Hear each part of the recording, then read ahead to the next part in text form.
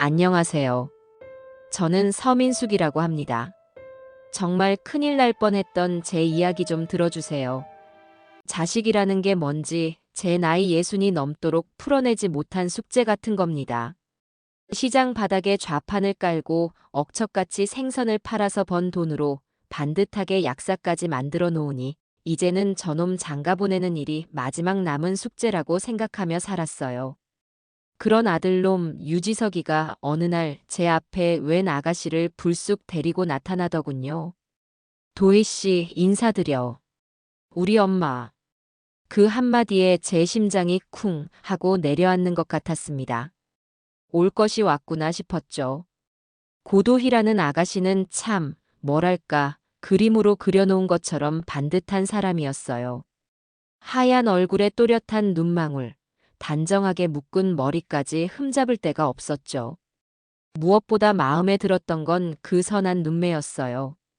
제 앞에 무릎을 꿇고 앉아 두 손을 공손히 모으는데 그 모습이 어찌나 예뻐 보이던지.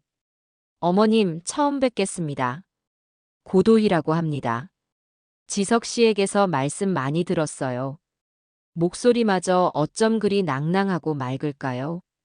저는 시장에서 평생을 살아 목소리가 굵고 거친데 도희의 목소리는 마치 잘 조율된 악기 소리 같았어요. 저도 모르게 얼굴에 웃음꽃이 피었습니다. 아들놈은 뭐가 그리 좋은지 입이 귀에 걸려서 제 옆에 바싹 붙어 앉아 있었고요. 아이고, 어서 와요. 우리 지석이가 드디어 사람 구실을 하네. 이런 예쁜 아가씨도 데리고 오고. 제 말에 도희가 수줍게 웃으며 지석이를 쳐다보는데 두 사람 눈에서 꿀이 뚝뚝 떨어지는 게 눈에 선하더군요. 밥상을 차리는 내내 제 마음은 수십 번도 더 천국과 지옥을 오갔습니다. 아들이 저렇게 좋아하는 걸 보니 하늘을 날아갈 듯 기쁘다가도 한편으로는 평생 저만 알던 아들을 이제 다른 여자에게 보내야 한다는 생각에 서운함이 밀려왔어요. 이게 모든 엄마의 마음이겠죠. 밥을 먹는 동안에도 도희의 행동은 흠잡을 곳이 하나 없었습니다. 제가 좋아하는 나물 반찬을 제 앞으로 밀어주고 국이 식을세라 연신 제 국그릇을 살피더군요. 지석이는 그런 도희의 모습이 사랑스러워 죽겠다는 표정이었어요. 엄마, 도혜 씨가 엄마 만난다고 어제부터 얼마나 긴장했는지 몰라. 엄마가 좋아할 만한 게 뭘까 고민하느라 잠도 설쳤대. 어머, 지석 씨도 참. 그런 말은 왜 하세요? 도희는 부끄러워하면서도 싫지 않은 눈치였습니다. 저는 그저 웃으며 두 사람을 바라봤어요. 식사를 마치고 과일을 내오자 도희는 당연하다는 듯 부엌으로 따라 들어와 과일을 깎겠다고 나섰습니다. 제가 한사코 마다하며 등을 떠밀어 거실로 내보냈죠. 첫날부터 뭘 이런 걸 하려고 그래. 그냥 앉아 있어요. 어서. 아니에요, 어머님. 제가 할게요. 지석 씨가 그러는데 어머님 손목이 안 좋으시다고. 그 말에 저는 순간 동작을 멈췄습니다. 제 손목이 좋지 않은 건 지석이와 저만 아는 이야기였거든요. 시장에서 무거운 생선 상자를 하도 나르다 보니 생긴 고질병이었죠. 아들놈이 제 걱정에 미리 말을 해줬구나 싶으면서도 한편으로는 제 아픔까지 저 아가씨와 공유했다는 사실에 마음 한구석이 시큰했습니다. 그렇게 식사가 끝나고 두 사람이 돌아갈 시간이 되었어요. 도희는 현관에서 제 손을 꼭 잡더니 눈을 맞추며 말하더군요. 어머님, 오늘 정말 감사했습니다. 앞으로 제가 지석 씨 곁에서 잘할게요. 아버님 안 계신 지석 씨에게 제가 든든한 버팀목이 되어주고 싶어요. 어머님께도 딸처럼 잘하겠습니다. 눈시울까지 살짝 붉히며 말하는데 그 순간만큼은 저도 마음이 활짝 열리는 것 같았어요. 그래, 저런 아이라면 내 아들을 맡겨도 되겠다 싶은 믿음이 생겼죠. 하지만 그날 밤 잠자리에 누워 천장을 바라보는데 이상하게 마음 한구석이 개운치 않았습니다. 모든 것이 너무 완벽해서 마치 잘 짜인 연극을 한 편 보고 난 것처럼 비현실적인 느낌이 가시질 않았어요. 늙어서 내가 괜히 사람을 까탈스럽게 보나 보다 그렇게 애써 생각하며 잠을 청했습니다. 그날 이후 고도희는 제 일상에 아주 자연스럽게 스며들기 시작했습니다. 일주일에 서너 번은 저희 집에 들렀고 올 때마다 양손 가득 무언가를 사들고 왔어요. 제가 좋아하는 과일부터 시작해서 허리에 좋다는 건강 보조식품까지. 처음에는 부담스러워 거절했지만 지석 씨가 어머님 생각해서 준비한 거예요 라고 말하면 더는 밀어낼 수가 없었습니다. 아들 얼굴에 먹칠을 할 수는 없는 노릇이니까요. 하루는 도희가 두 팔을 걷어붙이고 집안 대청소를 하겠다고 나섰습니다. 저는 손사래를 치며 말렸죠. 아이고 됐어. 내가 나중에 하면 돼. 너가 이런 힘든 걸 왜 해? 어머님 가만히 계세요.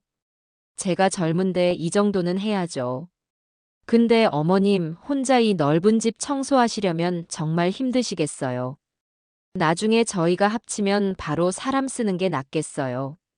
그 말은 분명 저를 위하는 말이었는데 이상하게 들을수록 기분이 가라앉았어요. 제가 평생 쓸고 닦으며 살아온 이 집이 마치 관리가 안 되는 귀찮은 짐처럼 느껴지게 만들었으니까요. 또 하루는 거실에 앉아 텔레비전을 보는데 도희가 제 옆에 앉아 소파를 툭툭 치며 말했습니다. 어머님, 이 소파는 오래돼서 허리에 안 좋으실 텐데. 제가 좋은 걸로 알아봐 드릴까요? 요즘엔 허리 편한 기능성 소파가 얼마나 잘 나오는데요. 순간 제 안에서 무언가 욱하고 치밀어 오르는 것을 느꼈습니다. 저 소파는 지석이 아빠가 살아생전 부부의 날 선물이라며 큰맘 먹고 사준 소중한 물건이었거든요. 제게는 단순한 가구가 아니라 남편과의 추억이 깃든 보물 같은 것이었습니다. 괜찮아. 난 이게 편해. 니들 살림 장만할 때나 좋은 걸로 사. 저는 조금은 퉁명스럽게 대답하고 말았어요. 도희는 제 기분을 살피는 듯 잠시 저를 바라보더니 이내 생긋 웃으며 네, 어머님. 제가 생각이 짧았어요라며 금세 수긍하더군요. 그렇게 제 기분을 상하게 했다가도 금방 저 자세로 나오니 제가 더는 뭐라고 할 말이 없었어요.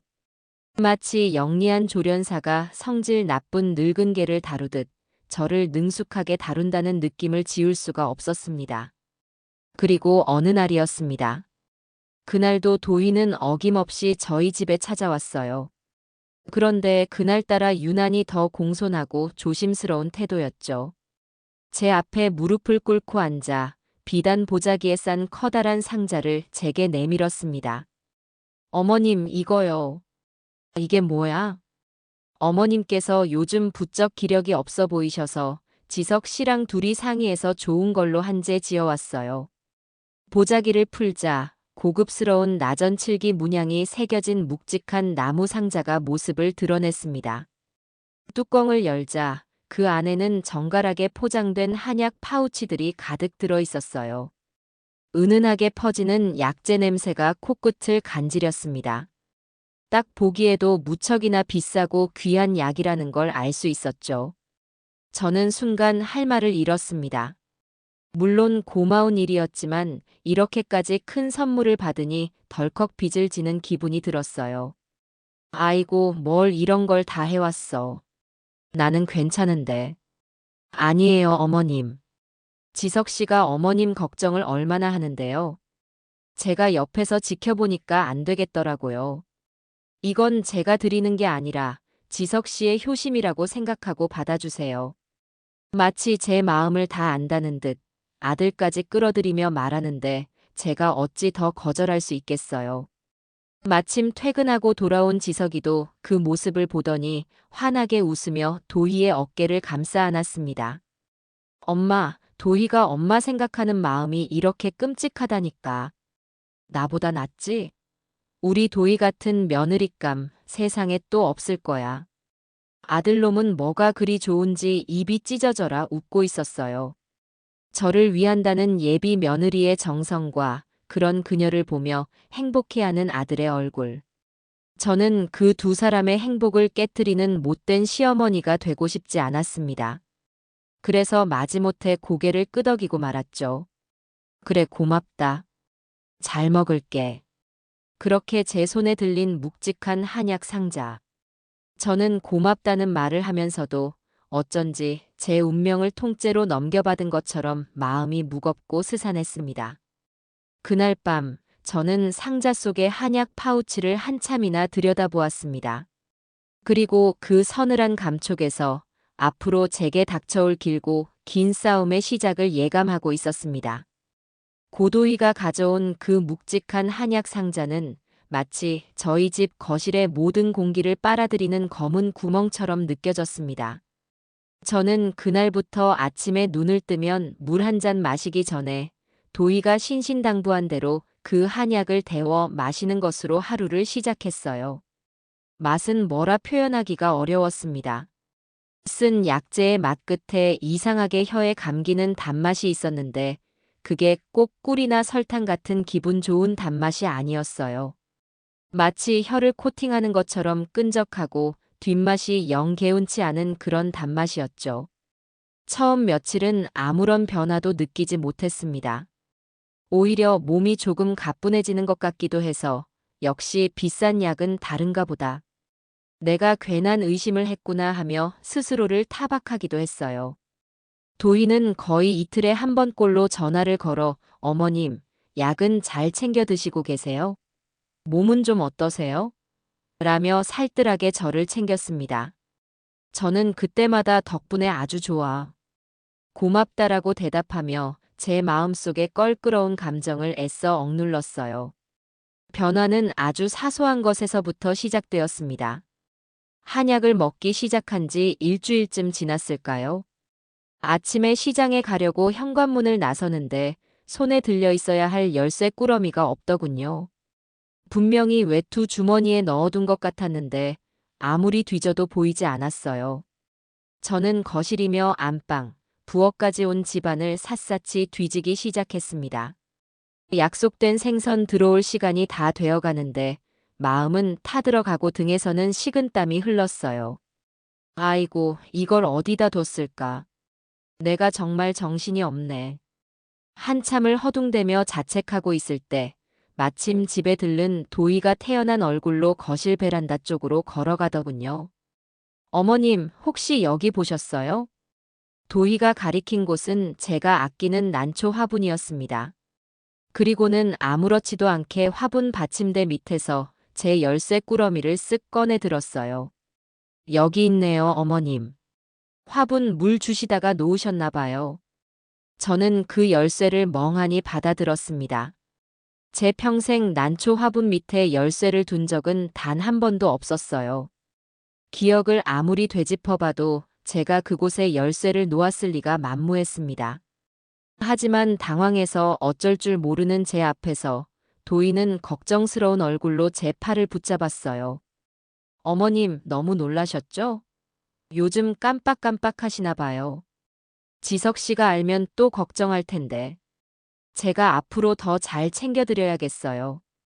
그 다정한 목소리를 듣는 순간 저는 아무 말도 할 수 없었습니다. 정말 내가 깜빡하고 거기에 둔 걸까? 아니면 머릿속이 복잡했지만 시장에 늦었다는 생각에 더는 따질 경황이 없었어요. 하지만 그날 하루 종일 제 머릿속에서는 난초 화분 밑에 놓여있던 그 서늘한 열쇠의 감촉이 떠나질 않았습니다. 그 일이 있고 며칠 뒤 더 기가 막힌 일이 벌어졌습니다. 시장에서 정신없이 장사를 마치고 집에 돌아와 씻고 막 잠자리에 들려던 참이었어요. 아들 지석이에게서 다급한 목소리로 전화가 걸려왔습니다. 엄마, 지금 어디야? 괜찮아? 나 집이지. 왜 그렇게 놀라? 무슨 일 있어? 엄마, 정말이야? 방금 도희한테 전화 왔는데 엄마가 가스 불 위에 냄비를 올려놓고 그냥 외출했다고. 도희가 우연히 집에 들렀다가 발견해서 불 껐다고 하던데 하마터면 불 날 뻔했다고. 제발 좀 조심해줘, 응? 아들의 목소리에는 걱정과 함께 짜증이 섞여 있었습니다. 저는 너무 황당해서 말문이 막혔어요. 무슨 소리야? 나 오늘 집에서 불 한 번 쓴 적 없어. 시장에서 바로 온 건데. 엄마, 도희가 거짓말하겠어? 냄비가 새까맣게 다 탔다고 사진까지 찍어서 보냈는데. 엄마 요즘 왜 이렇게 정신을 놓고 다녀? 정말 큰일 나면 어쩌려고 그래. 지석이는 제 말을 믿지 않았습니다. 도희가 보냈다는 그 새까만 냄비 사진이 아들의 눈에는 제 부주의를 증명하는 빼도 박도 못할 증거가 된 것이죠. 저는 억울하고 분해서 가슴이 터질 것 같았어요. 전화를 끊자마자 맨발로 부엌으로 달려가 가스레인지를 확인했습니다. 가스레인지는 차갑게 식어 있었고 그 위엔 어떤 냄비도 없었어요. 그럼 지석이가 봤다는 그 까만 냄비는 대체 뭘까요? 도희가 일부러 다른 냄비를 태워서 사진을 찍어 보낸 걸까요? 거기까지 생각이 미치자 온몸에 소름이 돋았습니다. 하지만 이미 아들의 마음은 제게서 떠나 있었어요. 아들의 머릿속에 저는 자꾸 깜빡해서 사고나 치는 늙은 엄마가 되어버린 겁니다. 그날 밤 저는 서러움과 억울함에 잠을 이룰 수가 없었습니다. 아들과 저 사이에 고도희라는 아이가 교묘하게 벽을 치고 있다는 것을 어렴풋이 느끼기 시작했죠. 제 순환은 거기서 끝나지 않았습니다. 제 삶의 터전인 시장에서도 문제가 생기기 시작했어요. 저는 수십 년간 저울 눈금 하나 속이지 않고 정직하게 장사를 해온 것을 자부심으로 여기며 살아왔습니다. 그런데 어느 날 단골 손님에게 거스름돈을 잘못 내주고 말았어요. 5만 원을 받고 2만 3천 원짜리 고등어를 팔았으니 2만 7천 원을 거슬러 줘야 하는데 제가 멍하니 7천 원을 내준 겁니다. 아니 아줌마, 장난해? 돈을 제대로 줘야지. 단골 손님은 버럭 소리를 질렀고 주변 상인들과 손님들의 시선이 모두 제게로 쏠렸어요. 저는 얼굴이 화끈거려 고개를 들 수가 없었습니다. 옆 가게 박 사장이 달려와서 아이고 김 사장. 미안해요. 우리 서 씨가 요즘 정신이 없어서 그래. 자, 여기 2만 원 더 받으셔라며 상황을 수습해 주었죠.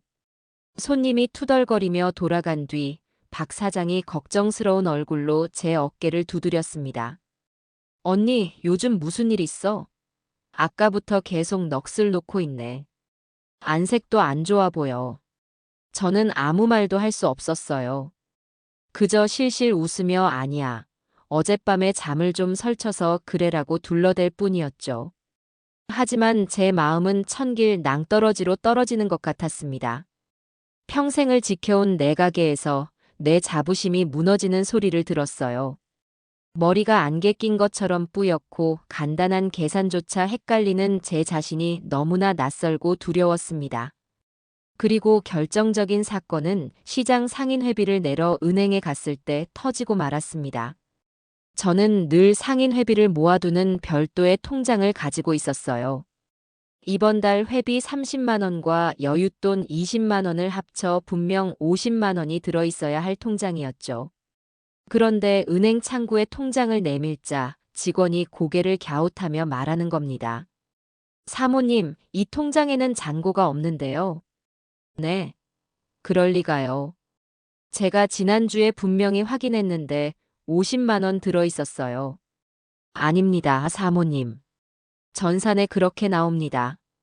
이틀 전에 사모님께서 직접 창구에 오셔서 50만 원 전액을 찾아가셨어요. 직원의 말은 청천벽력과도 같았습니다. 저는 이틀 전에 은행에 온 기억이 전혀 없었어요.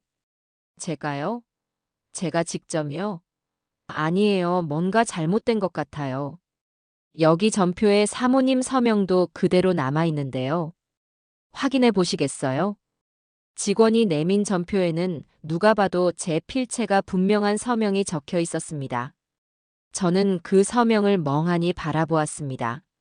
내 손으로 쓴 글씨가 맞는데 저는 그 돈을 찾은 기억도 그 돈을 어디에 썼는지도 전혀 기억이 나지 않았어요. 등 뒤로 식은땀이 폭포수처럼 흘러내렸습니다. 은행을 어떻게 빠져나왔는지도 모르겠어요. 집에 돌아와 소파에 주저앉아 멍하니 허공만 바라보았습니다. 열쇠, 가스, 불, 거스름돈, 그리고 통장에 50만 원.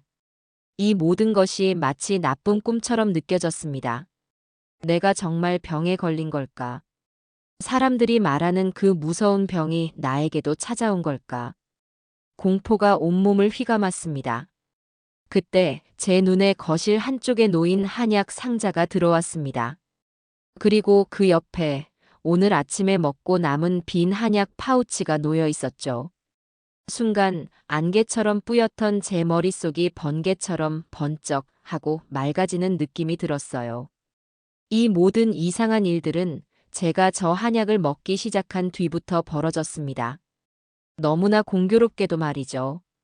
저는 자리에서 일어나 비틀거리는 걸음으로 그 한약 파우치에게 다가갔습니다. 차갑고 미끈거리는 비닐의 감촉, 그 안에서 풍겨나오는 끈적한 단내. 저는 그 파우치를 손에 쥐고 부들부들 떨었습니다. 이건 단순한 보약이 아니었습니다. 제 기억을, 제 정신을, 제 삶을 통째로 갉아먹고 있는 무서운 무언가였어요. 이제 더는 의심이 아니었습니다. 이건 확신이었습니다. 고도해 그 여우 같은 년이 제게 무슨 짓을 하고 있는 게 틀림없었어요.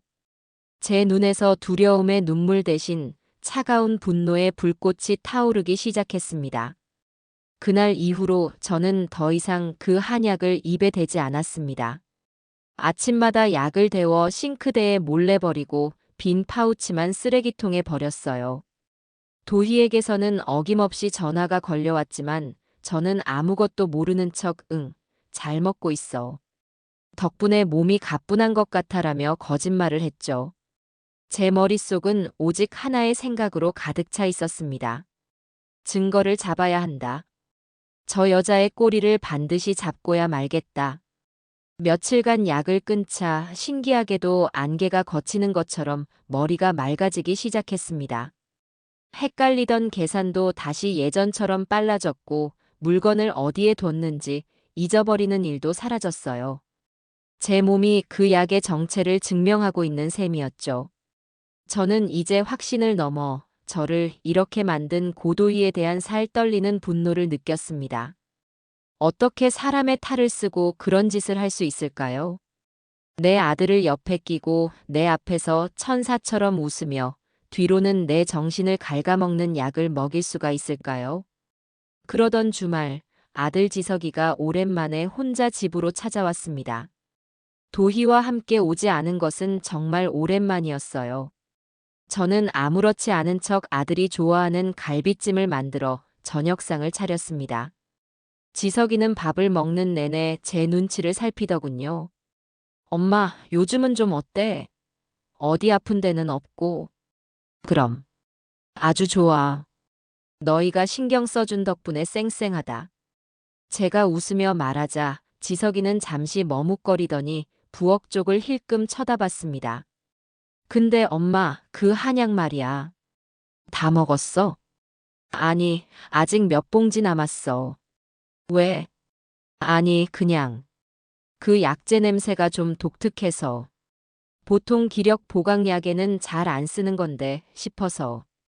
약사인 아들이 무심코 뱉은 그 한마디가 제 심장을 예리하게 꿰뚫었습니다.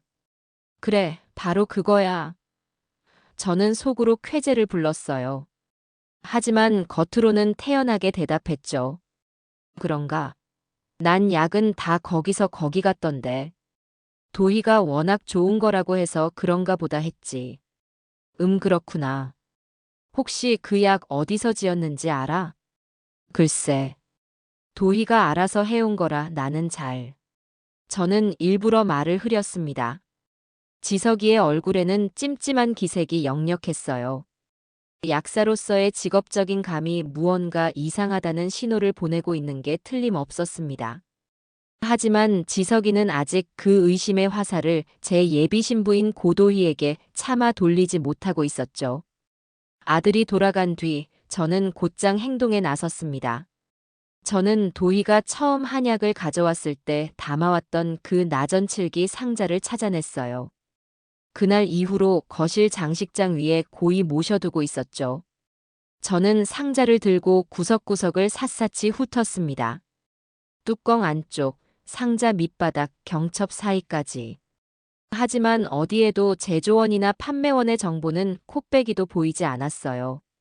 흔한 상표 스티커 하나 붙어 있지 않은 완벽하게 깨끗한 상자였습니다. 마치 자신의 출처를 일부러 숨기고 있는 유령 상품처럼요. 인연을 어쩌면 좋을까? 저는 상자를 든 채 부들부들 떨었습니다. 이대로는 안 됐어요. 아들도 아직 긴가민가 하는 상황이고 저 혼자만의 힘으로는 부족했습니다. 저를 믿고 도와줄 사람이 필요했어요. 저는 잠시 고민하다가 수화기를 들고 시장 옆 가게 박 사장에게 전화를 걸었습니다. 박 사장은 시장에서 거의 30년을 함께 장사하며 속을 터놓고 지낸 유일한 친구 같은 동생이었어요. 입이 무겁고 의리가 있는 사람이었죠. 박 사장, 나 서씨야. 혹시 오늘 저녁에 시간 좀 있어? 잠깐 우리 집으로 좀 와줄 수 있어? 제 목소리가 심상치 않다는 것을 느꼈는지 박 사장은 군말 없이 알았어, 언니. 금방 갈게라고 대답했습니다. 1시간쯤 뒤 박 사장이 걱정스러운 얼굴로 저희 집에 도착했어요. 저는 박 사장을 식탁에 앉히고 그동안 있었던 일들을 하나도 빼놓지 않고 전부 털어놓았습니다. 열쇠 사건부터 시작해서 가스불 소동, 시장에서 거스름돈을 잘못 준 일, 그리고 은행 통장에서 사라진 50만 원까지. 그리고 마지막으로 이 모든 일의 시작이었던 고도희의 한약에 대한 제 의심까지 전부요. 제 이야기를 듣는 내내 박 사장의 얼굴은 점점 굳어갔습니다. 이야기를 다 마치자 박 사장은 주먹으로 식탁을 쾅 하고 내리쳤어요. 아니, 이런 천하의 몹쓸 년을 봤나. 언니, 이거 보통 일이 아니야. 딱 들어보니까 그년이 작정하고 언니 재산 노리고 접근한 꽃뱀이야, 꽃뱀. 나도 그렇게 생각해. 하지만 증거가 없잖아. 지석이도 아직 저쪽 말을 더 믿는 것 같고. 증거? 증거는 만들면 되지. 언니, 요즘 세상이 어떤 세상인데. 저런 년들 잡으려면 우리도 머리를 써야 돼. 말로만 해서는 절대 꼬리 안 밟혀. 박 사장은 자리에서 벌떡 일어나더니 제 손을 꽉 잡았습니다. 언니, 정신 똑바로 차려. 지금부터 내가 시키는 대로 해. 일단 그년이 다시 집에 오면 아무것도 모르는 척, 더 정신 나간 사람처럼 연기를 하는 거야. 완전히 우리 소나기에 들어왔다고 믿게 만들어야 돼. 그리고는 잠시 생각에 잠기더니 무릎을 탁 쳤습니다. 그래. 녹음기. 녹음기가 있어야 돼. 그년이 방심해서 짓거리는 소리를 똑똑히 녹음해야 법적으로도 증거가 되는 거야. 박 사장의 말에 저도 정신이 번쩍 들었습니다. 다음 날 저는 박 사장과 함께 용산 전자상가로 향했습니다. 저희는 손톱만큼 작지만 성능은 아주 좋은 소형 녹음기를 하나 샀어요. 집으로 돌아온 저는 마지막으로 덫을 놓기 위해 수화기를 들었습니다. 일부러 목소리를 한껏 기어들어가고 힘없는 척하며 도희에게 전화를 걸었죠. 도희야, 나다.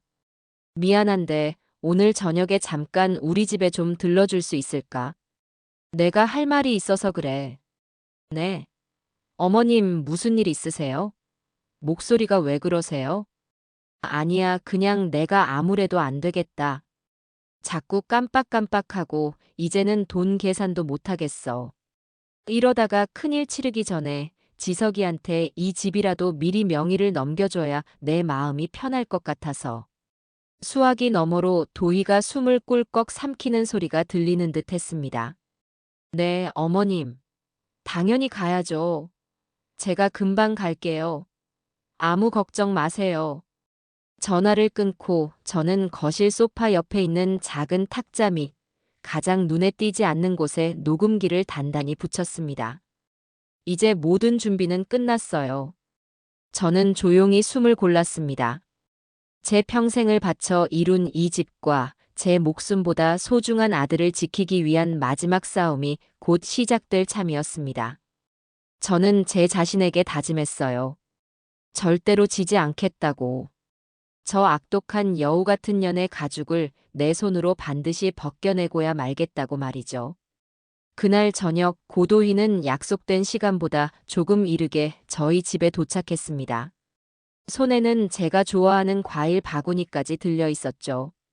현관문을 열어주는 제 얼굴을 보더니 화들짝 놀라는 척하며 제 팔을 붙잡았습니다. 어머님, 세상에 얼굴이 왜 이렇게 반쪽이 되셨어요? 정말 어디 편찮으신 거 아니에요? 저는 도희의 손을 뿌리치고 힘없이 소파에 주저앉았습니다. 그리고는 이내 이판사판이라는 심정으로 제 인생 최고의 연기를 시작했어요. 저는 멍한 눈으로 텔레비전 화면을 바라보며 혼잣말을 중얼거렸습니다. 아이고, 우리 영감 왜 거기 들어가 있어? 이리 나와서 나랑 밥 먹어야지. 제 말에 도희의 눈이 동그랗게 커졌습니다. 제가 죽은 남편을 텔레비전 속 인물과 헷갈려 한다고 생각했겠죠. 저는 거기서 멈추지 않았습니다. 탁자 위에 있던 리모컨을 들고 귀에 가져다 대며 말했어요. 여보세요? 거기 지석이 집이죠? 우리 아들 좀 바꿔줘요. 엄마가 보고 싶다고. 도희는 처음에는 당황하는 듯 했지만 이내 그녀의 눈빛이 미세하게 변하는 것을 저는 놓치지 않았습니다.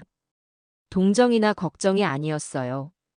계획대로 되고 있다는 만족감과 저를 한심하게 내려다보는 경멸의 빛이 교묘하게 섞여 있었죠. 그녀는 제게 다가와 제 손에서 리모컨을 부드럽게 빼앗았습니다. 어머님, 이거 전화기 아니에요. 정신 차리세요, 네. 저는 그런 도희의 손을 뿌리치며 칭얼거렸습니다. 싫어. 우리 영감이랑 통화할 거야. 저리 가. 마치 대여섯 살짜리 아이처럼 떼를 쓰는 제 모습은 누가 봐도 정상의 범주를 한참 벗어나 보였을 겁니다.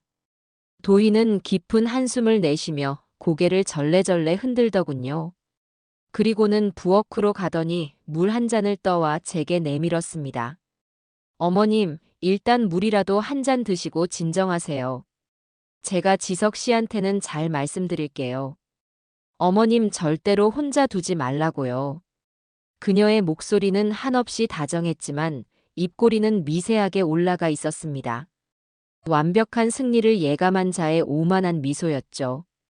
저는 그 물을 받아 마시는 척하다가 소파 밑으로 슬쩍 쏟아버렸습니다.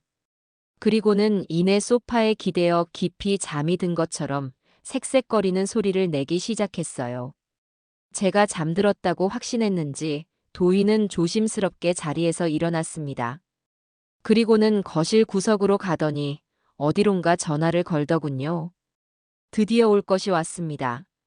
제 심장은 터질 것처럼 미친 듯이 뛰었지만 저는 숨소리 하나 내지 않고 잠든 척 연기를 계속했어요. 탁자 밑에 붙여놓은 작은 녹음기가 제발 이 모든 상황을 똑똑히 담아주기만을 간절히 바랐습니다. 여보세요? 실장님, 저 도희예요. 도희는 목소리를 최대한 낮췄지만 흥분을 감추지 못하는 기색이 역력했습니다. 네. 실장님 대박이에요. 완전히 성공했어요. 약발이 너무 잘 받아서 이제 저도 못 알아봐요. 방금 전에는 텔레비전 보고 자기 남편이라고 하더라니까요. 하하. 그 경박한 웃음소리가 제 귀에 비수처럼 날아와 박혔습니다. 네. 서류요? 그럼요. 다음 주에 바로 작업 들어가죠. 지금 상태면 그냥 도장 들고 와서 찍으라고 해도 찍을걸요? 아니, 그냥 제가 손잡고 찍어도 모를 거예요. 완전히 맛이 갔어요. 네. 그럼요. 수고비는 두둑하게 챙겨주셔야 해요. 알겠습니다, 실장님. 그럼 끊을게요. 통화가 끝나고 도희는 잠시 더 거실에 머물렀습니다. 제 얼굴을 잠시 내려다보더니 쯧쯧 불쌍하기도 하지라며 혼잣말을 하더군요. 그리고는 가방을 챙겨 조용히 현관문을 열고 나갔습니다. 문이 닫히는 소리가 들리자마자 저는 벌떡 자리에서 일어났습니다. 온몸에 피가 거꾸로 솟는 기분이었어요. 저는 떨리는 손으로 탁자 밑에서 녹음기를 떼어냈습니다. 그날 밤, 저는 박 사장을 다시 집으로 불렀습니다. 우리는 마주 앉아 녹음기를 재생했어요. 처음에는 지지직거리는 소리만 들리다가 이내 도희의 생생한 목소리가 거실을 가득 채웠습니다. 실장님, 대박이에요. 완전히 맛이 갔어요. 그 목소리를 듣는 순간 박 사장은 욕설을 내뱉으며 주먹으로 자기 허벅지를 내리쳤습니다. 이런 천하의 몹쓸 년. 내가 이럴 줄 알았어. 사람을 아주 바보로 알고 가지고 놀았네. 이 악마 같은 게. 박 사장은 분을 이기지 못했지만 저는 이상할 정도로 차분했습니다. 모든 것이 제 예상대로 맞아떨어졌다는 안도감과 이제 전연을 어떻게 요리할지에 대한 냉철한 계획만이 제 머릿속을 맴돌았죠. 다음 날 아침, 저는 해가 뜨자마자 집을 나섰습니다. 제 손에는 작은 녹음기와 증거물로 남겨두었던 한약 파우치 하나가 들려 있었어요. 제 발걸음이 향한 곳은 아들 지석이의 약국이었습니다. 약국 문을 열고 들어서자 지석이가 놀란 얼굴로 저를 맞았습니다. 엄마, 이 아침에 어쩐 일이야? 저는 아무 말 없이 지석이의 팔을 잡아 끌고 약국 안쪽의 작은 상담실로 들어갔습니다. 그리고는 문을 닫고 테이블 위에 녹음기와 한약 파우치를 조용히 올려놓았어요. 지석아. 응, 엄마. 엄마가 지금부터 뭘 좀 들려줄 건데 너는 아무 말도 하지 말고 그냥 듣기만 해. 화도 내지 말고 놀라지도 말고 그냥 조용히 듣기만 하는 거야. 알았지? 제 단호한 목소리에 지석이는 고개를 끄덕였습니다. 저는 녹음기의 재생 버튼을 눌렀습니다. 어젯밤 저를 미치게 했던 고도희의 그 경박한 목소리가 다시 한번 흘러나왔습니다. 지석이의 얼굴은 처음에는 의아함으로 이내 믿을 수 없다는 표정으로 그리고는 점차 경악과 분노로 일그러져 갔습니다. 자신의 어머니를 맛이 갔다고 표현하며 웃는 약혼녀의 목소리를 듣는 아들의 심정이 어땠을까요? 녹음이 끝나고 상담실 안에는 무거운 침묵만이 흘렀습니다. 저는 말없이 한약 파우치를 지석이 쪽으로 밀었습니다. 그리고 이건 네가 세상에서 가장 사랑한다는 그 여자가 네 엄마를 진짜 바보로 만들려고 매일같이 먹인 약이다. 제 말에 지석이는 파우치와 제 얼굴을 번갈아 보며 입술을 파르르 떨었습니다. 약사니까 이 안에 뭐가 들었는지 성분 분석은 직접 해보렴. 그리고 똑똑히 봐. 엄마가 지금부터 저 교활한 여우 같은 년을 어떻게 잡는지. 너는 옆에서 엄마를 도와줘야 할 일이 분명히 있을 게다. 저는 제 할 말을 모두 마치고 자리에서 일어났습니다. 아들 지석이는 마치 세상이 무너진 것 같은 얼굴로 테이블 위에 놓인 두 개의 증거물을 망연자실하게 내려다보고 있었습니다. 이제 길고 길었던 어둠의 시간이 끝나고 통쾌한 반격의 아침이 밝아오고 있었습니다. 아들 지석의 약국, 그 작은 상담실에 내려앉았던 무거운 침묵을 깨고 제가 먼저 자리에서 일어났어요. 제 아들은, 제 하나뿐인 아들은 마치 온 세상이 무너진 것 같은 얼굴로 테이블 위의 증거물들을 멍하니 바라보고 있었죠. 사랑이라 믿었던 모든 것이 거짓이었고 존경하는 어미가 그 거짓의 희생양이 되었다는 진실은 젊은 아들이 감당하기엔 너무나도 가혹한 현실이었을 겁니다. 저는 아들의 어깨를 말없이 두드려주고 밖으로 나왔습니다. 지금 아들에게 필요한 것은 제 위로가 아니라 배신감을 오롯이 곱씹고 그 슬픔을 날카로운 분노로 벼려낼 혼자만의 시간이라는 것을 알고 있었기 때문이죠. 저는 집으로 돌아와 평소와 다름없이 저녁을 차려 먹고 텔레비전을 보고 잠자리에 들었습니다. 하지만 잠은 오지 않았어요. 눈을 감으면 하얗게 질려있던 아들의 얼굴이 떠올랐기 때문이에요. 제가 한평생을 바쳐 지켜온 내 새끼인데 저런 끔찍한 일을 겪게 했다는 생각에 어미로서의 죄책감이 밀려왔습니다. 하지만 이내 고개를 저었어요. 지금은 슬픔에 잠겨 있을 때가 아니었죠. 이 모든 것을 계획한 고도희와 그 배후에 있는 실장이라는 놈을 어떻게 하면 가장 고통스럽고 완벽하게 무너뜨릴 수 있을까? 저는 어둠 속에서 눈을 빛내며 수백 가지의 복수 시나리오를 머릿속으로 그리고 또 지웠습니다. 연락이 없던 아들에게서 전화가 걸려온 것은 그로부터 꼬박 사흘이 지난 늦은 밤이었어요. 자정을 훌쩍 넘긴 시간이었죠. 수화기 너머로 들려오는 아들의 목소리는 그동안 무슨 일이 있었냐는 듯 이상할 정도로 차분하고 낮게 가라앉아 있었습니다. 하지만 저는 느낄 수 있었어요. 그 고요함 아래에 모든 것을 태워버릴 만큼 뜨거운 용암 같은 분노가 들끓고 있다는 것을요.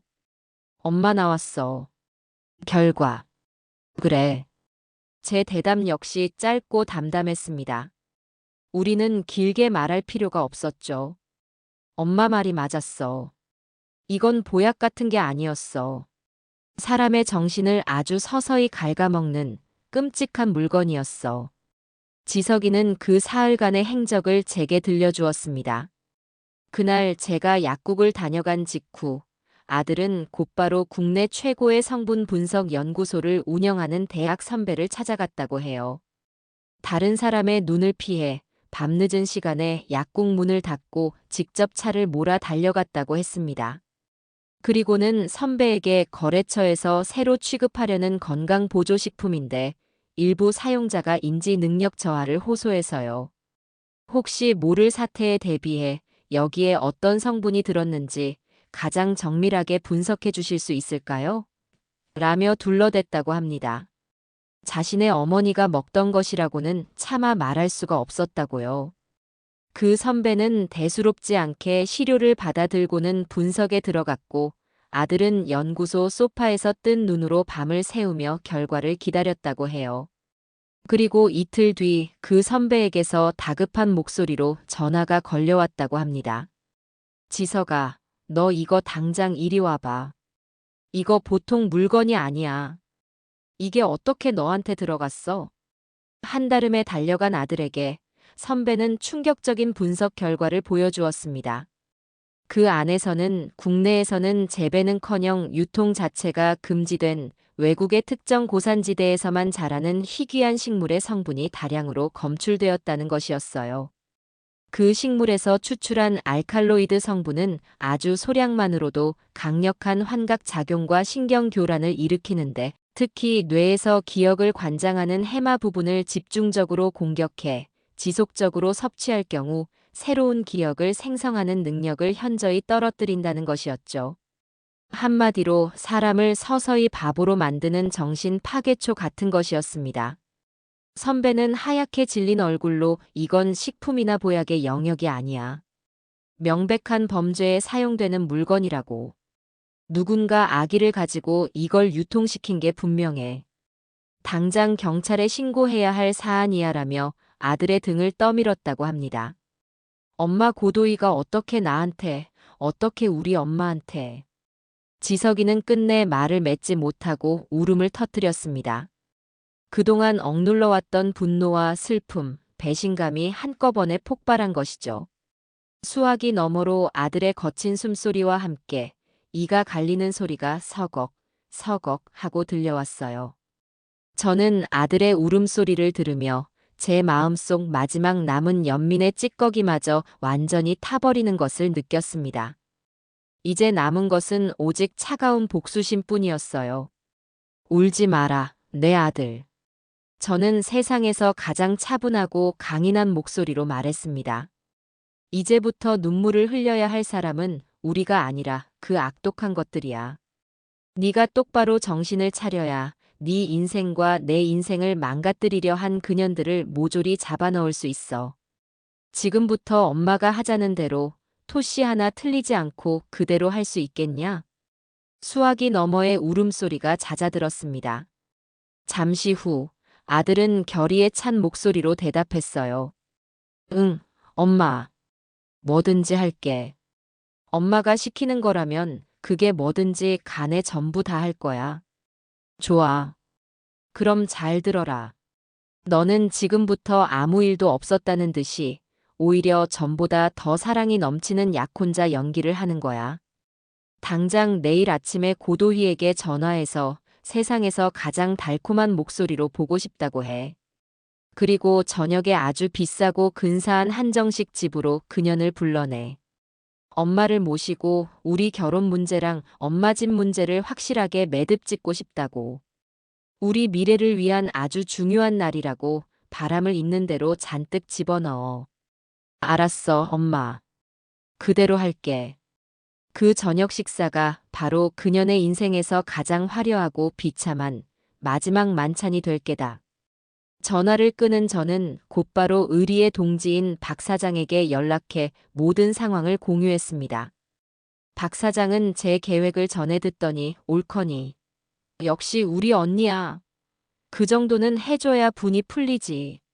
라며 제 등짝을 쳤습니다. 저희는 그날 밤 저희 집 식탁에 마주 앉아 다가올 결전의 날을 위한 세부 계획을 짰습니다. 제가 경찰서에 직접 찾아가 미리 진정서를 제출하고 담당 형사와 말을 맞춰 식당 주변의 수사 인력을 대기시키는 것부터 식당의 구조와 동선을 파악해 도희가 도망칠 모든 경로를 차단하는 것까지. 우리의 계획은 한편의 잘 짜인 군사작전처럼 단 한치의 오차도 없이 완벽을 기했습니다. 결전의 날 아침, 저는 지석이가 고도희에게 전화하는 것을 옆에서 지켜보았어요. 아들은 놀라울 정도로 침착하고 능청스럽게 연기를 해냈습니다. 도희야, 잘 잤어? 아침부터 우리 도혜 목소리가 너무 듣고 싶어서 전화했지. 오늘 저녁 약속 잊지 않았지? 내가 우리 도희 제일 좋아하는 한정식 집, 가장 좋은 방으로 예약해놨어. 오늘이 우리한테 얼마나 중요한 날인데. 모든 걸 확실하게 정리하고 우리 둘만의 새로운 미래를 시작하는 날이잖아. 사랑에 푹 빠진 남자의 달콤한 속삭임. 그 완벽한 연기에 저조차도 잠시나마 소름이 돋을 정도였습니다. 수화기 너머의 고도희는 완전히 녹아내리는 듯한 목소리로 그럼. 지석씨, 나도 오늘만 기다렸어. 내가 세상에서 제일 예쁘게 하고 갈게. 기대해. 라며 제잘거렸습니다. 화려한 만찬이 차려진 단두대 위로 제 발로 신나게 걸어 들어오고 있는 것이죠. 약속된 저녁 시간이 되었습니다. 저는 제 인생에서 가장 기품 있고 값비싸 보이는 한복을 꺼내 입고 머리를 단정하게 빗어 올렸습니다. 거울에 비친 제 모습은 더 이상 동네 시장의 생선 장수 서민숙이 아니었어요. 그것은 제 가족과 제 인생을 지키기 위해 기꺼이 적장에 목을 베러가는 장수의 모습이었습니다. 약속 장소인 최고급 한정식 집의 가장 안쪽에 있는 별실에 들어서자 먼저 도착한 아들이 저를 맞았습니다. 말끔하게 차려입은 정장과 단정하게 빗어 넘긴 머리. 아들의 얼굴에는 비장 한마저 감돌고 있었죠. 우리는 말없이 서로의 눈을 바라보며 다가올 승리를 예감했습니다. 잠시 후 별실의 문이 스르륵 열리고 오늘의 주인공인 고도희가 마침내 모습을 드러냈습니다. 머리부터 발끝까지 누가 봐도 값비싸 보이는 명품으로 치장한 그녀는 마치 개선 행진을 하는 여왕처럼 거만하고 화려한 기운을 내뿜고 있었어요. 그녀는 제게 다가와 제 손을 잡으며 호들갑을 떨었습니다. 어머님, 세상에 오늘따라 왜 이렇게 고우세요? 제가 본 모습 중에 제일 아름다우세요. 좋은 날이라 그런가 봐요. 그렇죠, 지석씨? 지석이는 표정 없는 얼굴로 희미하게 고개를 끄덕였습니다. 최고급 요리들이 차례로 상에 오르고 어색한 식사가 시작되었어요. 고도희는 혼자서 쉴 새 없이 떠들어댔습니다. 강남의 어느 동네가 살기 좋은지, 자기는 어떤 브랜드의 가구를 드리고 싶은지, 그리고 저를 편안하게 모시기 위해 어떤 요양시설을 알아보았는지까지.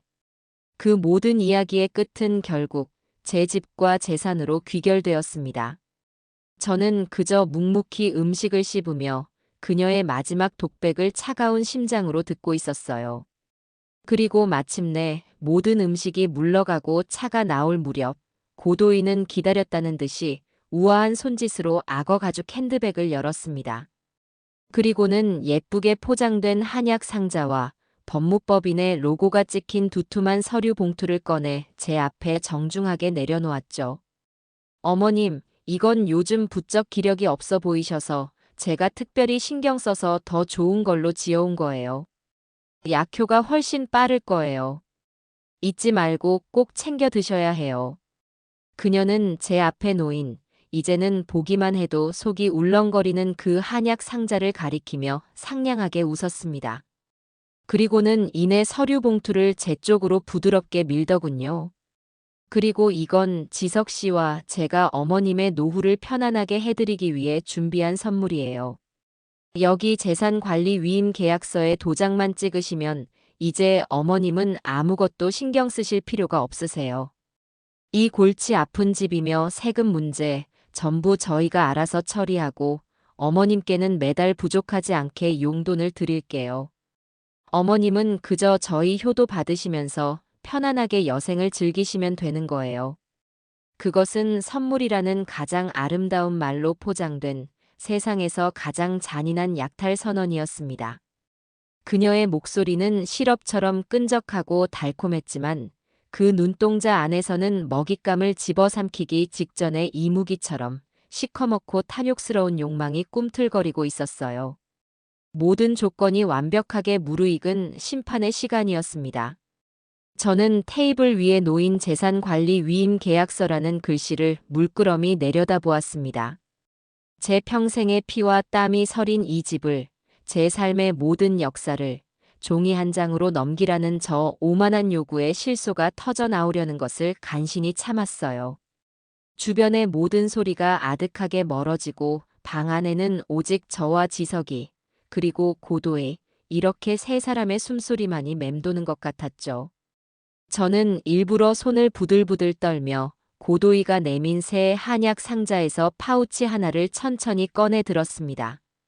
그리고는 힘에 부치는 노인처럼 포장지 귀퉁이를 겨우겨우 찢는 연기를 했어요. 제 처절한 연기를 지켜보는 고도희의 얼굴에는 드디어 기나긴 작업이 끝났다는 안도감과 어리석은 노인을 제 손안에 넣었다는 노골적인 승리감이 감돌고 있었습니다. 그녀는 의자를 제 쪽으로 바싹 당겨 앉으며 거의 제 귓가에 속삭이듯 말했어요. 네, 어머님. 그거 먼저 한 모금 쭉 들이키시고 기운부터 차리셔야죠. 도장 찍으시려면 팔에 힘이 좀 있어야 하지 않겠어요? 호호. 그 경박한 웃음소리에 제 속에서는 천불이 일었습니다. 저는 찢어진 파우치 끝을 마치 정말로 마실 것처럼 입술로 가져갔습니다. 고도희의 눈이 탐욕으로 번뜩이는 바로 그 순간이었습니다. 그동안 테이블 아래에서 제 신호를 기다리며 주먹을 꽉 쥐고 있던 아들 지석이가 마치 땅을 박차고 솟구치는 한 마리 표범처럼 자리에서 벌떡 일어났습니다. 쾅! 하는 굉음과 함께 지석이의 손이 육중한 원목 테이블을 내리치자 그 위에 있던 그릇과 찻잔들이 공중으로 튀어 올랐다가 요란한 소리를 내며 바닥으로 떨어져 깨졌어요. 엄마, 그거 당장 뱉어요. 아들의 목소리는 단순한 외침이 아니었습니다. 그 안에는 어미를 지키지 못했다는 죄책감, 믿었던 연인에 대한 처절한 배신감, 그리고 인간의 탈을 쓴 악마에 대한 주체할 수 없는 분노가 한데 뒤섞여 폭발하는 한 남자의 절규였습니다. 지석이는 눈 깜짝할 사이에 제 손에 들려있던 한약 파우치를 낚아채 그대로 바닥에 내동댕이 쳤어요. 시커멓고 역한 냄새를 풍기는 액체가 비싼 대리석 바닥 위로 뱀의 혓바닥처럼 날름거리며 흉측하게 번져나갔습니다. 그것으로도 분노가 풀리지 않았는지 지석이는 테이블 위에 놓여있던 위임 계약서를 사납게 움켜쥐었습니다. 그리고는 마치 원수의 목을 비틀듯 그 서류 뭉치를 갈기갈기 찢어 허공에 뿌려버렸죠. 하얀 종이 조각들이 마치 한겨울의 눈보라처럼 방 안을 어지럽게 흩날렸습니다. 고도희는 눈앞에서 벌어진 이 모든 광경을 도저히 이해할 수 없다는 듯 밥 먹던 숟가락을 손에 든 채 그대로 얼어붙어 있었습니다. 화사했던 그녀의 얼굴에서 핏기가 가시는 데는 그리 오랜 시간이 걸리지 않았어요. 새하얀 분을 칠한 석고상처럼 그녀의 표정은 아무런 감정도 담아내지 못한 채 굳어 있었습니다. 지석 씨, 갑자기 왜 이래? 이게 무슨 짓이야? 간신히 정신을 차린 도희가 파르르 떨리는 목소리로 묻자 지석이는 이 세상의 모든 경멸과 증오를 담은 눈으로 그녀를 쏘아보며 포효했습니다. 너 이 더럽고 추악한 악마 같은 년. 어디서 감히 신성한 우리 엄마한테 그따위 짓을 해. 네가 지금까지 내 등 뒤에서 무슨 짓을 하고 다녔는지 내가 정말 눈뜬장님처럼 아무것도 모를 줄 알았어.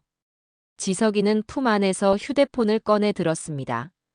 그리고는 익숙하게 번호를 눌러 통화 버튼을 누르며 얼음처럼 차가운 목소리로 짧게 말했죠. 네, 지금입니다. 계획대로 들어오세요. 그것은 우리가 미리 짜놓은 마지막 신호였습니다. 고도희의 얼굴이 경악을 넘어 칠흑 같은 공포로 물들기 시작했어요. 그녀는 본능적으로 위기를 감지하고 다급하게 저를 향해 시선을 돌렸습니다. 그녀의 마지막 동화줄은 저였던 셈이죠. 어머님, 이게 다 무슨 오해예요. 제가 뭘 그렇게 잘못했다고 지석 씨가 저한테 이래요. 네. 어머님은 아시잖아요. 제가 얼마나 어머님을 위했는지. 말씀 좀 해주세요, 네. 애처롭게 매달리며 제 바짓가랑이라도 붙잡을 기세인 그녀를 저는 제 평생 지어본 적 없는 가장 차갑고 무거운 눈빛으로 내려다보았습니다. 네가 뭘 잘못했냐고? 넌 죄 없는 사람의 영혼을 갉아먹으려 했어. 내 아들의 순정을 짓밟고 내 기억을 도둑질하고 내 인생의 마지막 보금자리까지 통째로 삼키려고 했잖아. 그것이 바로 네가 용서받지 못할 죄다. 제 선고와도 같은 말이 끝나기 무섭게 별실의 문이 거칠게 열렸습니다. 정복을 입은 건장한 경찰 2명이 들이닥쳤고 그 뒤로는 걱정과 결의에 찬 얼굴의 박 사장이 굳건하게 서 있었어요. 경찰 중 계급이 높아 보이는 한 명이 방 안을 훑어보더니 고도희에게로 성큼성큼 다가갔습니다. 고도혜 씨 맞으십니까? 네. 네, 맞는데요. 그런데 무슨 일로? 특정 경제범죄 가중처벌 등에 관한 법률 위반, 즉 사기 및 상해 미수 혐의로 당신을 긴급 체포합니다. 당신은 변호사를 선임할 권리가 있으며 묵비권을 행사할 수 있고 당신이 하는 모든 발언은 법정에서 불리하게 작용할 수 있습니다. 경찰의 기계적인 목소리가 방 안에 울려 퍼지자 고도희의 2다리가 마침내 힘을 잃고 풀썩하고 의자에 주저앉았습니다. 사기상해. 그녀는 넋이 나간 사람처럼 그 단어들을 중얼거리며 믿을 수 없다는 듯 거칠게 고개를 저었어요. 아니야, 이건 꿈이야. 뭔가 단단히 잘못됐어. 실장님, 실장님, 구해주세요. 극도의 공황 상태에 빠진 그녀는 자기도 모르게 자신의 배후인 공범의 이름을 다급하게 외치고 말았습니다. 그 순간 저와 박 사장은 서로를 바라보며 승리의 미소를 교환했죠. 걸려들었다. 경찰은 아랑곳하지 않고 그녀의 가녀린 양팔을 뒤로 꺾어 차가운 금속 수갑을 채웠습니다. 철컥하는 모든 것을 끝장내는 그 소리가 방 안에 선명하게 울려 퍼졌어요.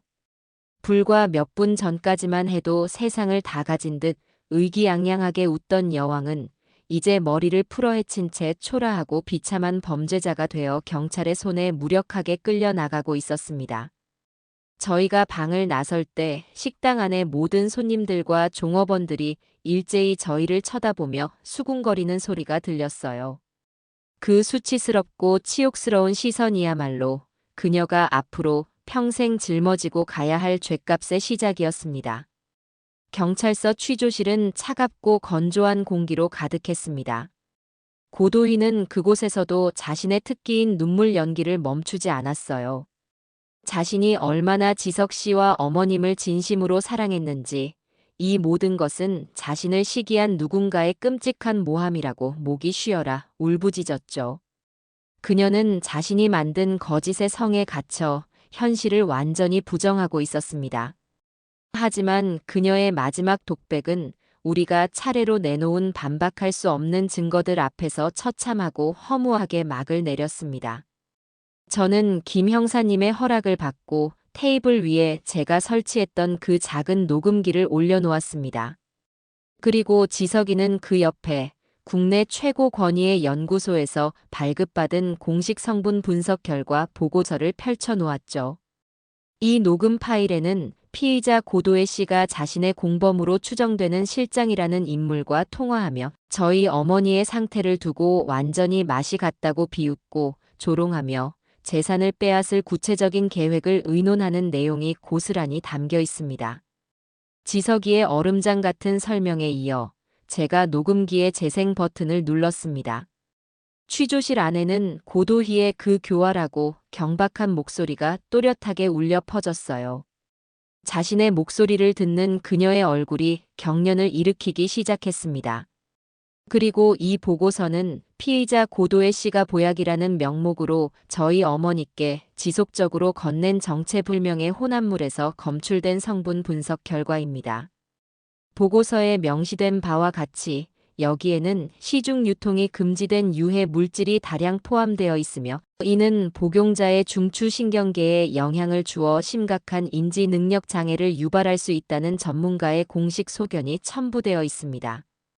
김 형사님은 보고서의 내용을 꼼꼼히 읽어내려가며 미간을 찌푸렸습니다. 증거는 차고 넘쳤어요. 더 이상 빠져나갈 구멍은 티끌만큼도 남아있지 않았습니다. 고도희의 눈물이 거짓말처럼 뚝 그쳤습니다.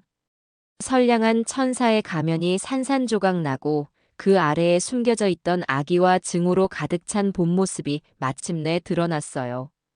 그녀는 분노로 완전히 일그러진 얼굴로 저와 지석이를 번갈아 노려보며 사람이 내는 소리라고는 믿기지 않는 짐승 같은 소리로 악을 썼습니다. 서민숙, 유지석, 니들. 내가 여기서 나가기만 하면 니들 둘 다 절대로 가만 안 둘 거야. 내가 니들을 전부. 그것은 그녀의 마지막 발악이자 완벽한 패배 선언이었습니다. 저는 아무런 감정도 느껴지지 않는 무표정한 얼굴로 스스로 무너져 내리는 그녀의 마지막 모습을 조용히, 아주 조용히 지켜볼 뿐이었습니다. 고도희는 차가운 유치장 철창 안에 갇혔지만 독이 오른 살모사처럼 씩씩거리며 끝까지 자신의 입을 열지 않았습니다. 공범인 그 실장이라는 자에 대해서는 마치 꿀이라도 먹은 벙어리처럼 단 한마디도 내뱉지 않았죠. 경찰도 물증이 없는 상황에서 더는 수사를 진척시키지 못하고 이 사건이 고도희의 단독 범행으로 종결될지도 모른다는 이야기가 흘러나왔어요. 저는 기가 막혔습니다. 이대로 꼬리를 자르고 몸통은 살려두라는 말인가요? 저 악랄한 범죄 조직의 뿌리까지 뽑아내지 않는 한 제2, 제3의 서민숙은 계속해서 생겨날 것이 불 보듯 뻔했습니다. 초조한 마음에 밤잠을 설치던 저는 문득 어둠 속에서 한 줄기 빛처럼 고도희가 자랑했던 그 신혼집을 떠올렸습니다. 모든 것이 거짓투성이었던 그 아이의 말들 중에 어쩌면 그 오피스텔의 주소만큼은 진실의 한 조각을 품고 있을지도 모른다는 강렬한 예감이 제 머리를 스치고 지나갔어요. 범인들은 종종 가장 위험한 곳에 가장 중요한 것을 숨기는 법이니까요. 저는 다음 날 아침동이 트자마자 지석이와 함께 경찰서를 다시 찾아갔습니다. 그리고 밤새 저를 괴롭혔던 그 예감에 대해 사건을 담당한 김 형사님께 털어놓았죠. 형사님, 고도희가 저와 지석이에게 자신들의 신혼집이라며 알려준 강남의 한 오피스텔이 있습니다. 왠지 모르게 그곳의 느낌이 아주 안 좋습니다. 지금 이 순간에도 그 실장이라는 놈이 모든 증거를 파쇄기에 갈아넣고 있을지도 모릅니다. 이건 재감입니다. 시장 바닥에서 수만 명의 사람들을 상대하며 산전수전 공중전까지 다 겪은 제 60평생의 감이 지금 당장 그곳으로 가라고 제 등짝을 떠밀고 있어요. 제 목소리에는 단 한치의 망설임도 한 점의 의심도 없었습니다. 제 확신에 찬 눈빛과 논리정연한 추론을 들은 김 형사님은 잠시 깊은 고민에 빠졌어요. 섣불리 움직였다가 허탕을 칠 수도 있는 상황이었으니까요. 하지만 제 옆에 있던 지석이가 힘을 보탰습니다. 형사님, 범죄자들은 자신들의 계획이 틀어졌을 때 가장 대담하고 허를 찌르는 선택을 한다고 들었습니다. 가장 의심받지 않을 장소, 바로 신혼집이라는 이름 아래 모든 증거를 숨겨두었을 가능성이 충분합니다. 아들의 이성적인 분석과 저의 직관적인 확신이 더해지자 김 형사님은 마침내 결단을 내렸습니다. 알겠습니다, 어머님. 저도 어머님의 감을 한번 믿어보겠습니다. 지금 즉시 법원에 긴급 압수수색 영장을 신청하고 사이버 수사팀과 포렌식팀까지 대동해서 현장을 덮치겠습니다. 김 형사님의 결단은 신속했습니다. 저와 지석이는 수사관들과 함께 경찰차에 동승해 그 문제의 오피스텔로 향했습니다. 차창 밖으로 빠르게 스쳐 지나가는 도시의 풍경을 보며 저는 두 손을 모으고 간절히 기도했습니다. 제발 제 예감이 틀리지 않기를, 저 악의 소굴을 뿌리 뽑을 마지막 기회가 되기를 말이죠. 오피스텔에 도착한 경찰은 한치의 망설임도 없이 최첨단 장비로 잠금 장치를 해제하고 경찰이다 라는 외침과 함께 문을 부수고 안으로 진입했습니다. 그리고 우리 눈앞에 펼쳐진 광경은 지옥의 축소판 그 자체였습니다. 그곳은 사랑이 넘치는 신혼부부의 보금자리가 아니었어요.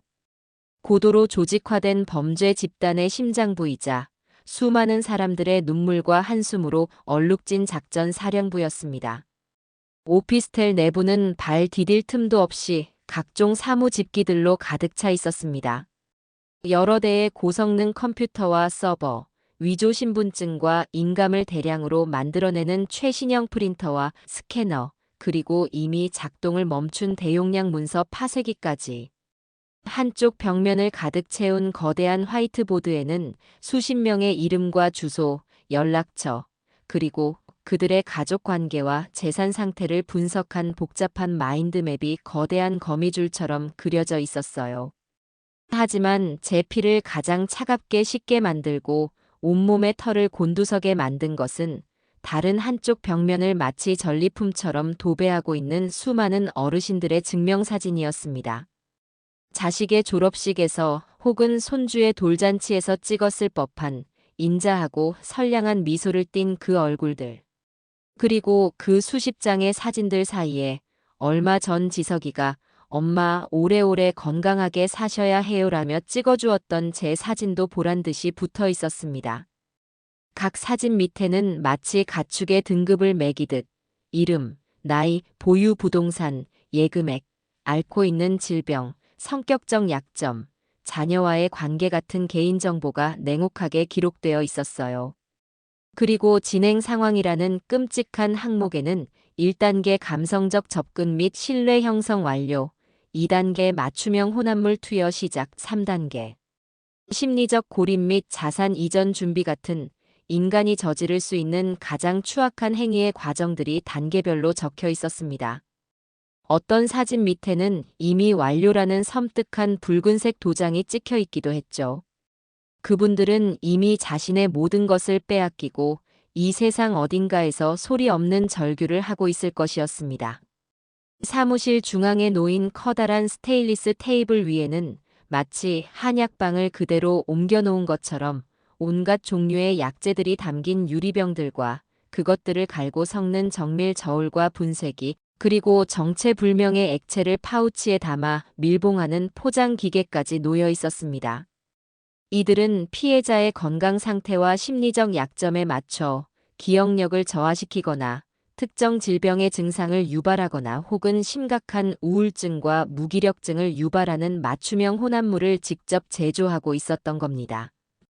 이곳은 사람들의 가장 절박한 마음을 파고들어 영혼까지 약탈하는 현대판 악마의 공장이었습니다. 그때 한쪽에서 증거물을 살피던 지석이가 하얗게 질린 얼굴로 저를 불렀습니다. 아들이 발견한 것은 두꺼운 가죽 장부였습니다. 그 장부에는 이 사기단이 지난 5년간 저질러온 모든 범죄의 기록이 날짜별로 꼼꼼하게 정리되어 있었어요. 피해자의 이름, 가로챈 부동산의 주소와 시세, 빼돌린 예금 액수까지. 피해액은 저희가 상상했던 것을 아득히 뛰어넘는 수백억 원대에 달했습니다. 우리는 그저 운 좋게 마지막 순간에 빠져나온 수많은 피해자 중 한 명에 불과했던 겁니다.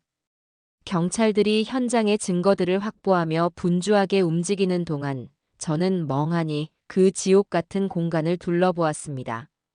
그러다 문득 가장 안쪽 책상 위에 놓인 컴퓨터 한 대의 모니터가 아직 꺼지지 않고 희미한 파란색 빛을 내뿜고 있는 것을 발견했어요. 제 안에 굳건한 직감이 다시 한번 저곳에 무언가 결정적인 것이 남아있다고 날카롭게 소리쳤습니다.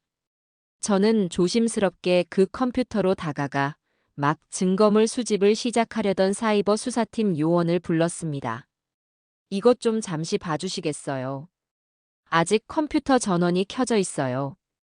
담당 요원이 제 말에 마우스를 살짝 흔들자 화면 보호기가 사라지고 로그인 암호를 묻는 창이 나타났습니다. 하지만 그 뒤로 아직 닫히지 않은 메신저 창의 일부가 보였어요. 저희가 들이닥쳤을 때 실장이라는 자가 누군가와 막 대화를 나누던 중이었던 겁니다. 포렌식 전문가가 몇 가지 장비를 연결하더니 이내 암호를 우회하고 바탕화면으로 진입하는 데 성공했습니다. 그리고 그 화면 한가운데에는 도희와 실장의 대화창이 그대로 떠 있었습니다. 그 대화 내용은 이 사건의 전모를 밝혀줄 마지막 퍼즐 조각이었습니다. 거기에는 저에 대한 범죄 계획이 마치 사업 계획서를 방불케 할 정도로 치밀하고 상세하게 기록되어 있었어요. 어떤 성분을 어떤 농도로 섞어 투여할지, 아들 지석이의 심리를 어떻게 파고들어 어머니와 이간질하고 고립시킬지, 위임 계약서를 가장 효과적으로 제시하는 최적의 타이밍과 상황은 언제인지, 그리고 제 집을 손에 넣은 뒤에는 어떤 부동산 업자를 통해 즉시 처분하고 저를 연고가 없는 시골의 값싼 요양원으로 보내 망상에 사로잡힌 노인으로 만들어 사회적으로 매장시킬 것인지에 대한 구체적인 논의가 오고 갔습니다. 대화창에 남아있는 실장의 마지막 메시지는 제 등골을 얼어붙게 만들었습니다. 처리 깔끔하게 하고 와. 다음 타겟 자료 넘겨줄 테니. 이번 건은 아주 돈 많은 독거노인이라 작업하기 훨씬 수월할 거다. 하지만 가장 결정적이고 통쾌한 증거는 그 대화창에 첨부되어 있던 하나의 파일이었습니다.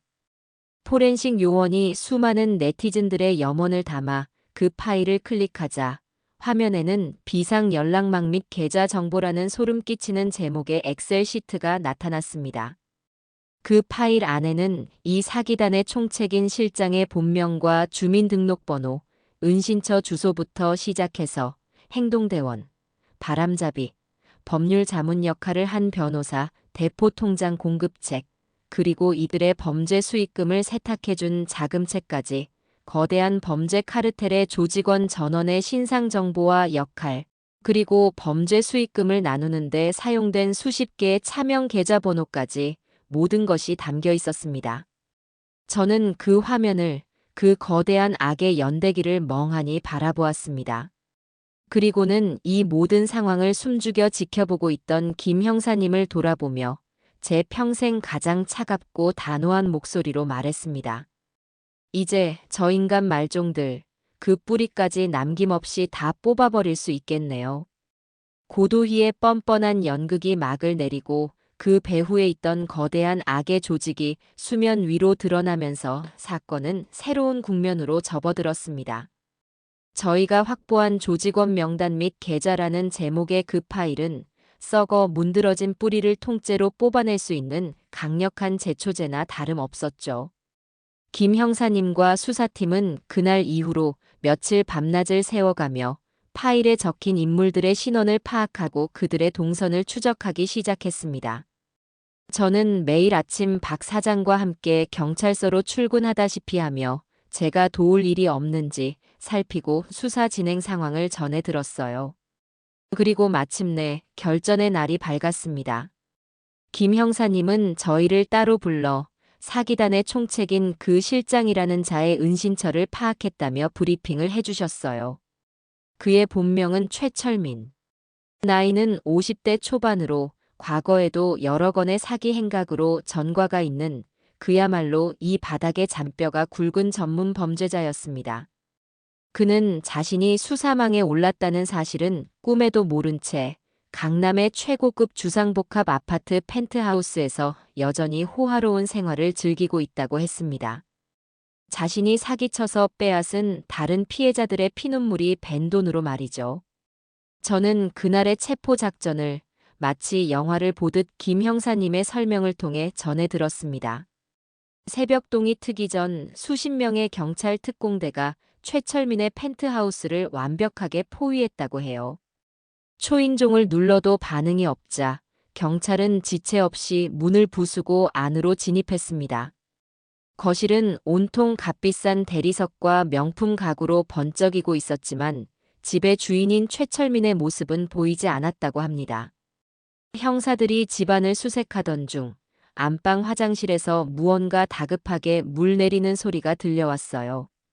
문을 열고 들어서자 최철민이 잠옷 바람으로 변기 앞에 쭈그려 앉아 컴퓨터 하드 디스크를 변기에 넣고 필사적으로 물을 내리고 있었다고 합니다. 그 흉악한 범죄 조직의 우두머리라는 자의 마지막 모습이 어찌나 비굴하고 처량했는지 모릅니다. 그는 현장에서 즉시 체포되었습니다. 수갑이 채워지는 순간까지도 당신들 뭐야? 내가 누군 줄 알고 이래. 내 변호사 불러. 라며 고래고래 소리를 질렀다고 해요. 하지만 그의 집무실 책상 위에서 발견된 수십 개의 대포폰과 차명 계좌 통장들, 그리고 아직 파쇄하지 못한 다른 피해자들의 서류들 앞에서 그의 모든 저항은 부질없는 발악이 되고 말았죠. 최철민의 체포를 신호탄으로 경찰은 조직원 명단에 있던 공범들을 하나둘씩 검거하기 시작했습니다. 피해자들에게 접근해 신뢰를 쌓는 바람잡이 역할부터 법망을 교묘하게 피해가는 계약서를 작성해 준 법무사, 그리고 범죄 수익금을 세탁해 준 자금채까지. 거대한 거미줄처럼 얽혀있던 악의 고리들이 마침내 하나씩 끊어지기 시작한 겁니다. 그날 저녁 저는 지석이와 함께 저희 집 거실에 앉아 9시 뉴스를 지켜보았습니다. 앵커의 격앙된 목소리와 함께 화면에는 저희가 그토록 익숙하게 보아왔던 고도희와 처음 보는 최철민의 얼굴이 모자이크 처리된 채 나란히 등장했어요. 앵커 리포트입니다. 노인들의 효심을 악용해 접근한 뒤 정체불명의 혼합물을 보약으로 속여 먹여 판단력을 흐리게 한 후 수백억 원대의 부동산과 예금을 가로챈 일명 효심 착취 부동산 사기단이 경찰에 붙잡혔습니다. 이들은 뉴스에서는 이들의 범죄 수법을 상세히 보도했습니다. 저희가 겪었던 일들이, 그리고 저희가 미처 알지 못했던 다른 피해자들의 기막힌 사연들이 전파를 타고 온 나라에 알려졌어요. 저는 묵묵히 화면을 바라보았습니다. 제 개인적인 복수가 이제는 우리 사회의 썩은 부분을 도려내는 거대한 과정의 일부가 되었다는 생각에 가슴속에서 뜨거운 무언가가 울컥 하고 치밀어 올랐습니다. 뉴스가 나간 뒤 저희 집 전화기는 쉴 새 없이 울려댔습니다. 시장 상인들부터 시작해서 소식을 들은 친척들과 옛 친구들까지 모두가 한 목소리로 장하다 서여사, 정말 통쾌하다 라며 저를 응원해 주었어요. 하지만 그 수많은 전화들 중에 제 마음을 가장 아프게 한 것은 뉴스에 나온 사기단의 수법이 자신들이 겪은 것과 똑같다며 불먹이는 다른 피해자들의 전화였습니다. 저는 더 이상 가만히 있을 수 없었어요. 저 혼자만의 싸움이 아니었으니까요. 저는 지석이와 박 사장의 도움을 받아 이번 사건의 피해자들을 위한 대책위원회를 꾸리기로 마음먹었습니다. 저희는 수소문 끝에 피해자 20분 정도와 연락이 닿았고 동네 주민센터의 작은 회의실을 빌려 첫 모임을 가졌습니다. 회의실에 모인 어르신들의 얼굴에는 깊은 절망과 수치심이 그늘처럼 드리워져 있었습니다. 평생을 모은 재산을 잃었다는 상실감보다 자식처럼 믿었던 이에게 배신당했다는 사실과 그런 사기를 당할 만큼 자신이 어리석었다는 자책감이 그분들을 더 고통스럽게 만들고 있었죠. 한 할아버지는 죽은 아내가 손수 심은 감나무가 있는 시골집을 통째로 빼앗겼다며 땅을 치고 우셨습니다. 또 다른 할머니는 자식들에게 짐이 되기 싫어 며느리 말만 믿고 아파트를 넘겼는데 지금은 자식들조차 엄마가 정신없어서 그런 걸 누굴 탓하냐며 외면하는 통에 갈 곳이 없다고 하셨어요. 그분들의 기막힌 사연을 들으며 회의실은 이내 눈물바다가 되었습니다. 저는 자리에서 일어나 그분들 한 분 한 분의 눈을 마주치며 말했습니다. 여러분, 이건 절대로 여러분의 잘못이 아닙니다. 사람을 믿고 마음을 준 것이 어찌 죄가 될 수 있겠습니까? 죄는 그 선량한 마음을 이용해 자신의 배를 불린 저 악마 같은 놈들에게 있는 겁니다. 그러니 더 이상 자책하지 마세요. 고개 숙이지 마세요. 우리는 피해자이지만 패배자는 아닙니다. 지금부터 우리가 힘을 합쳐 저놈들이 우리에게서 빼앗아간 모든 것을 되찾아와야 합니다. 우리의 돈뿐만 아니라 우리의 자존심과 인생까지도요. 제 말에 어르신들의 눈빛이 조금씩 달라지기 시작했습니다. 절망으로 가득했던 눈에 희미한 희망과 투지의 불씨가 살아나는 것이 보였어요.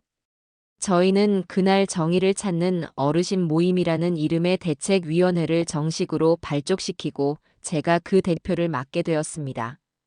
몇 달 뒤 마침내 고도희와 최철민을 비롯한 사기단 일당에 대한 재판이 열렸습니다. 저는 피해자 대표로서 가장 먼저 증인석에 섰어요. 재판정 안은 수많은 기자들과 방청객들로 가득 차 있었고 피고인석에는 수의를 입은 고도희와 최철민이 나란히 앉아 고개를 숙이고 있었습니다. 저는 떨리지 않았습니다. 검사의 질문에 저는 지난 몇 달간 제가 겪었던 모든 일들을 차분하고 정확하게 증언했습니다. 그리고 마지막으로 재판장님의 허락을 받아 피고인석에 앉아있는 고도희를 향해 말했어요. 고도희, 너는 내게 보약을 준다고 했지. 하지만 그건 내 몸을 망치고 내 정신을 훔쳐가는 독이었어. 너는 내게 딸이 되어준다고 했지. 하지만 그건 내 아들을 속이고 내 가정을 파괴하려는 거짓이었어. 너는 내 노후를 편안하게 해주겠다고 했지. 하지만 그건 내 모든 것을 빼앗아 나를 길거리에 나앉게 하려는 속셈이었어. 너는 인간의 가장 선한 마음, 효심과 신뢰를 이용해 가장 추악한 범죄를 저질렀다. 나는 오늘 이 자리에서 재판장님께 너와 네 공범들에게 법이 허용하는 가장 엄중한 벌을 내려주시기를 간청한다. 그것이 너희 같은 악마들이 다시는 이 땅에 발붙이지 못하게 하는 유일한 길이기 때문이다. 제 증언이 끝나자 방청석에서는 박수가 터져 나왔습니다. 이어서 지석이가 증인석에 올라 전문가로서 그들이 사용한 해로운 성분의 위험성과 범죄의 치밀함에 대해 논리적으로 증언했죠. 우리의 증언과 산더미처럼 쌓인 물적 증거들 앞에서 그들은 더 이상 어떤 변명도 할 수 없었습니다. 마침내 선고 공판일. 재판장은 주범 최철민에게는 무기징역에 가까운 중형을, 고도희에게도 수십 년의 징역형을 선고했습니다. 나머지 공범들 역시 모두 법의 엄정한 심판을 받았죠. 판결이 내려지는 순간 고도희는 다리가 풀린 듯 그 자리에 주저앉아 통곡하기 시작했습니다. 하지만 그 눈물에 동정심을 느끼는 사람은 아무도 없었어요.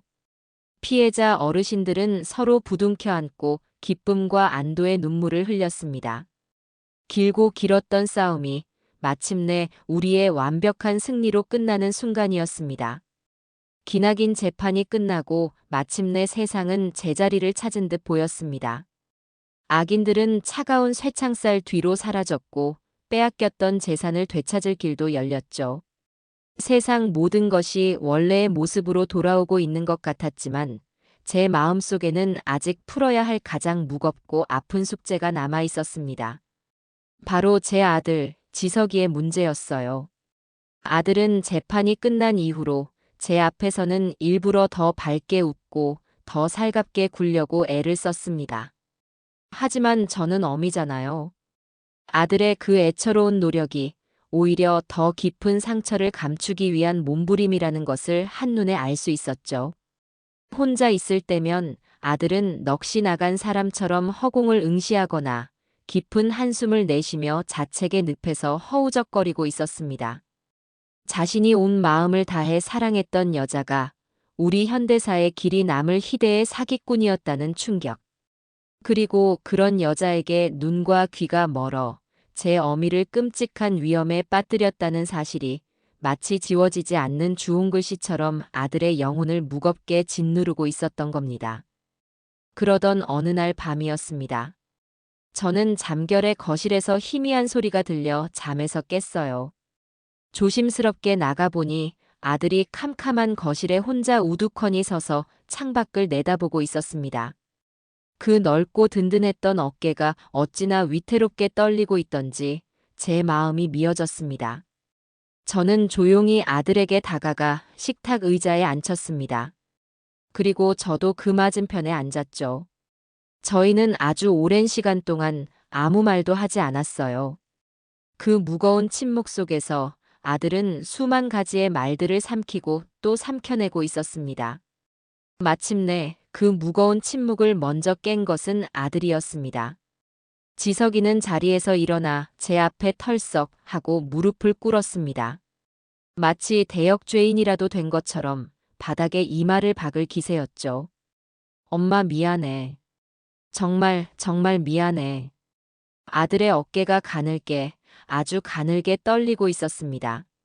내가 조금만 더 현명했더라면, 아니, 조금만 더 엄마 말을 귀담아 들었더라면 엄마가 그런 끔찍한 일을 겪지 않았을 텐데.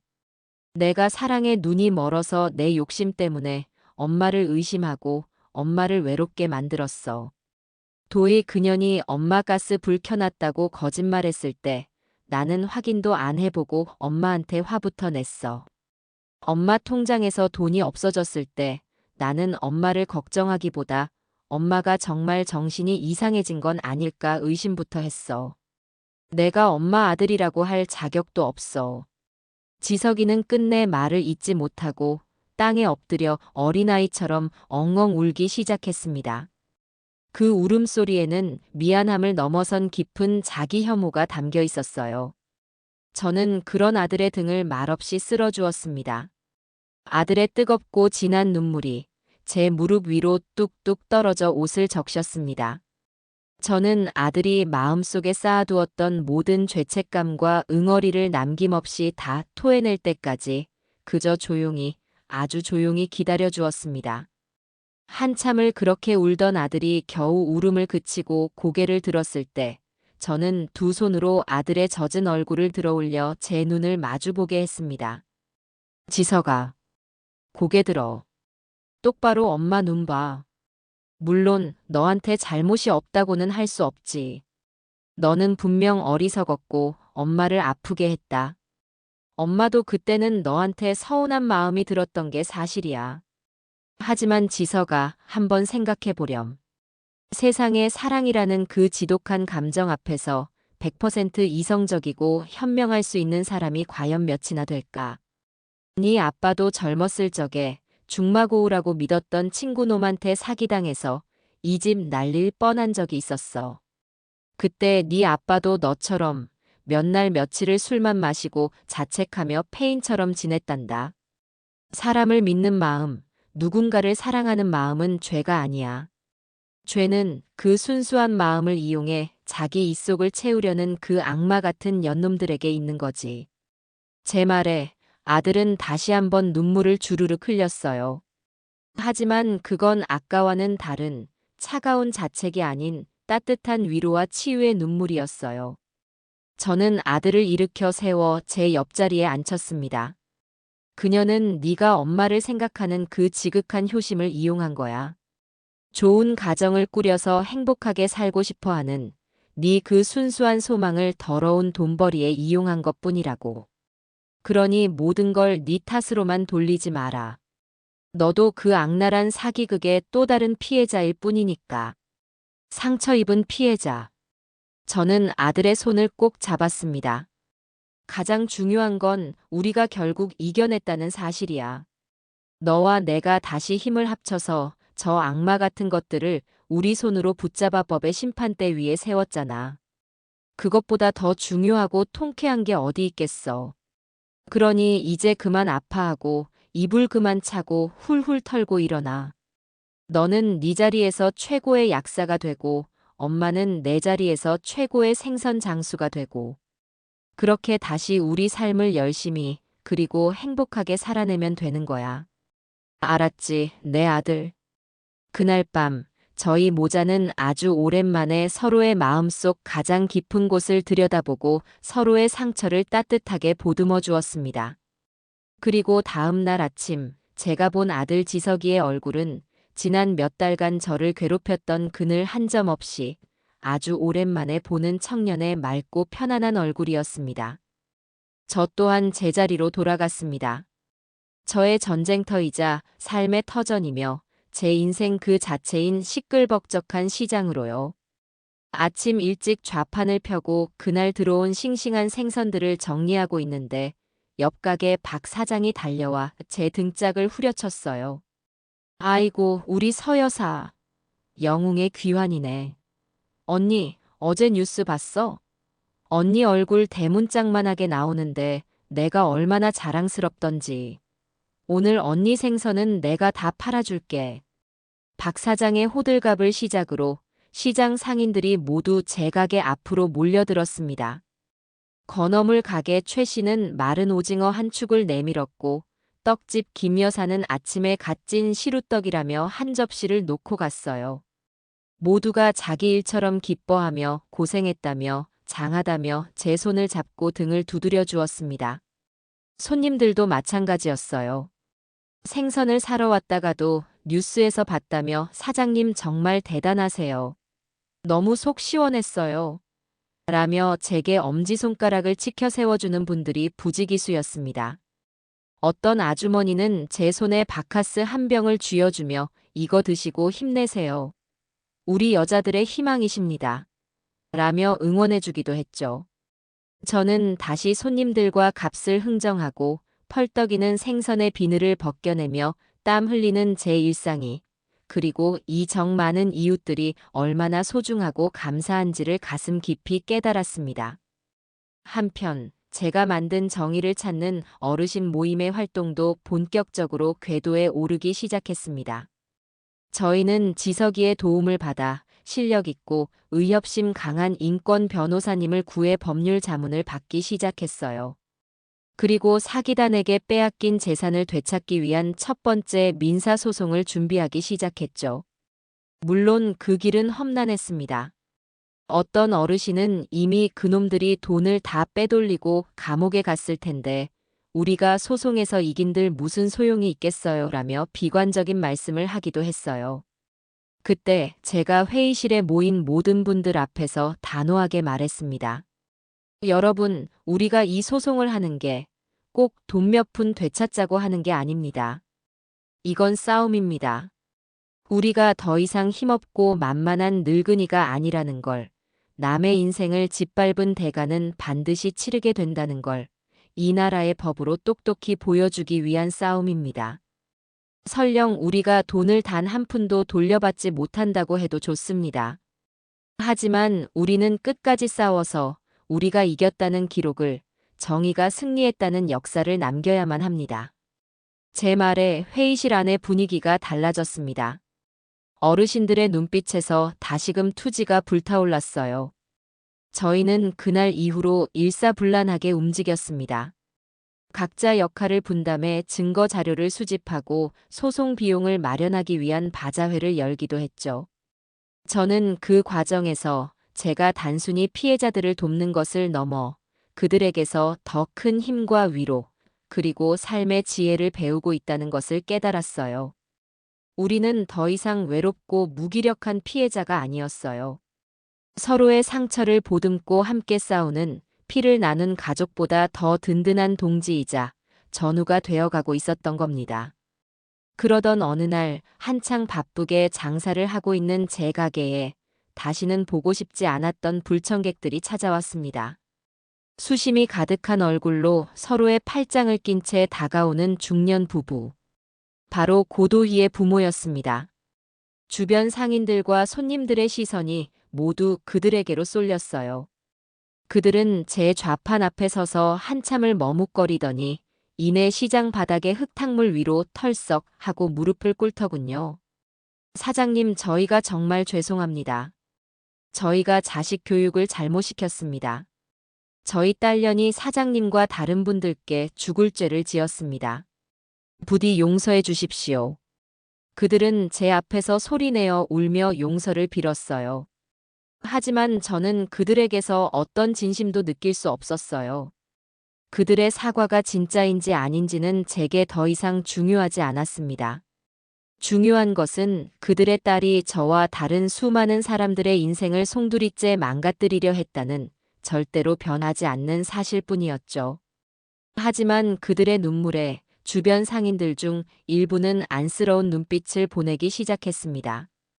그때 고도희의 어머니가 제게 애원하듯 말했어요. 사장님, 저희 딸애가 아직 젊고 철이 없어서 그런 짓을 한 겁니다. 사장님께서 저희 딸아이를 한 번만 선처해 주신다면 이 은혜는 평생 잊지 않겠습니다. 네. 그 말을 듣는 순간 제 안에 있던 마지막 동정심마저 완전히 사라졌습니다. 저는 팔짱을 끼고 그들을 내려다보며 시장 전체에 울릴 만큼 크고 차가운 목소리로 말했습니다. 일어나세요. 두 분의 그 더러운 눈물이 제가 신성하게 일하는 이 가게 앞을 더럽히고 있습니다. 제 싸늘한 말에 주변은 순간 조용해졌어요. 따님이 뭘 모르고 한 짓이라고요?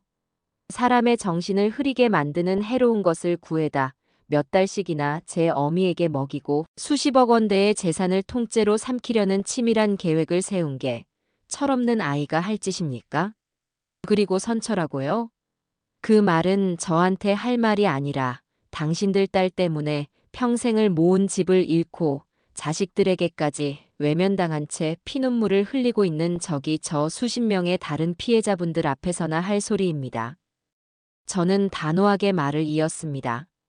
두 분이 정말 당신들 딸에게 조금이라도 죄책감을 느낀다면 지금 당장 일어나서 저를 찾아올 게 아니라 그 피해자분들 한 분 한 분을 찾아다니며 무릎 꿇고 평생을 속죄하며 사세요. 당신들 딸이 빼앗은 그분들의 돈을 대신 갚든 그분들의 여생을 책임지든 어떻게든 그분들의 피눈물을 조금이라도 닦아드릴 생각을 하세요. 저한테 와서 가짜는 동정심을 구걸하며 내 소중한 장사 시간을 뺏을 게 아니라 다시 한번 내 눈앞에 나타나면 그때는 업무 방해로 경찰을 부를 겁니다. 제 단호한 일갈에 고도희의 부모는 더 이상 아무 말도 하지 못하고 잿빛이 된 얼굴로 고개를 숙인 채 물러났습니다. 시장 사람들은 모두 약속이나 한 듯 그들의 뒷모습에 싸늘한 시선을 보냈죠. 저는 그 모습을 보며 다시 한번 제 자신에게 다짐했습니다. 절대로 마음 약해지지 않겠다고. 이 지긋지긋한 싸움이 완전히 끝나는 그날까지, 저와 제 소중한 동지들이 빼앗긴 모든 것을 되찾는 그날까지 제자리에서 제가 할 수 있는 모든 것을 다 하겠다고 말이죠. 그 끔찍했던 사건이 있고 나서 꼭 1년이라는 시간이 흘렀습니다. 계절이 4번 바뀌는 동안 제 삶에도 그리고 우리 주변에도 많은 변화가 있었어요. 가장 큰 변화는 저희 정의를 찾는 어르신 모임이 법원의 판결을 통해 사기단이 빼앗아갔던 재산의 대부분을 되찾았다는 것이었습니다. 물론 그 과정은 쉽지 않았습니다. 이미 처분된 부동산도 있었고 법적으로 복잡하게 얽힌 문제들도 많았죠. 하지만 저희는 포기하지 않았어요. 함께 모여 머리를 맞대고 발로 뛰고 끈질기게 싸워 결국엔 대부분의 권리를 되찾아왔습니다. 그 과정에서 절망에 빠져 있던 어르신들은 웃음과 활기를 되찾았고, 저와 지석이는 돈으로는 절대 살 수 없는 소중한 경험과 보람을 얻었습니다. 저는 그 투쟁의 승리를 기념하고 모두의 새로운 시작을 축하하기 위해 저희 집으로 특별한 손님들을 초대했어요. 바로 저희 정의를 찾는 어르신 모임 회원분들과 그동안 저희를 물심양면으로 도와준 박 사장, 그리고 변호사님까지. 제 평생의 보금자리인 이 집이 그날만큼은 슬픔과 분노의 장소가 아닌 기쁨과 희망이 넘치는 축제의 장이 되기를 바랐습니다. 저는 며칠 전부터 시장을 돌며 가장 신선하고 좋은 재료들을 구해 밤을 새워가며 음식을 준비했습니다. 소불고기, 잡채, 각종 나물과 전까지. 상다리가 휘어지게 차려진 음식을 보며 지석이는 엄마 무슨 잔칫날이야? 이렇게까지 많이 준비했어? 라며 혀를 내둘렀죠. 저는 웃으며 아들의 등을 두드렸습니다. 잔칫날 맞지? 우리 모두가 다시 태어난 날이나 마찬가지인데 이 정도는 해야지. 약속된 주말 오후가 되자 손님들이 하나둘씩 도착하기 시작했습니다. 어르신들은 모두 1년 전과는 비교도 할 수 없을 만큼 밝고 건강한 얼굴이셨어요. 서로의 안부를 묻고 그동안 있었던 일들을 나누며 집안은 금세 웃음소리로 가득 찼습니다. 한 할아버지는 되찾은 시골집 감나무에서 직접 따온 감이라며 한 상자를 내미셨고, 다른 할머니는 손수 짰다며 제게 고운 목도리를 선물해 주셨어요. 저희는 더 이상 피해자라는 이름으로 묶인 사람들이 아니었습니다. 고난을 함께 이겨낸 피보다 진한 전우애로 뭉친 새로운 가족이었죠. 한참 동안 즐거운 식사와 이야기가 오고 간 뒤, 저는 비장의 무기를 꺼내 들었습니다. 부엌 한쪽에서 밤새 뭉근하게 끓여낸 커다란 솥을 들고 나왔어요. 뚜껑을 열자 구수하고 향긋한 기운이 거실 가득 퍼져나갔습니다. 자자, 여러분. 이제 식사들은 다 하셨으니 제가 특별히 준비한 차 한 잔씩들 하세요. 제가 준비한 것은 인삼, 대추, 황기 등 몸에 좋은 국산 약재들을 듬뿍 넣고 정성으로 다려낸 진짜 보약이었습니다. 저는 국자로 찻잔 하나하나에 그 따뜻한 차를 담아 어르신들께 먼저 대접했어요. 아이고, 서 대표님 덕분에 우리가 이렇게 호강을 하네. 이거 마시면 10년은 더 젊어지겠어. 어르신들은 모두 기분 좋게 차를 마시며 덕담을 건네주셨습니다. 저는 마지막으로 지석이에게 찻잔을 내밀었어요.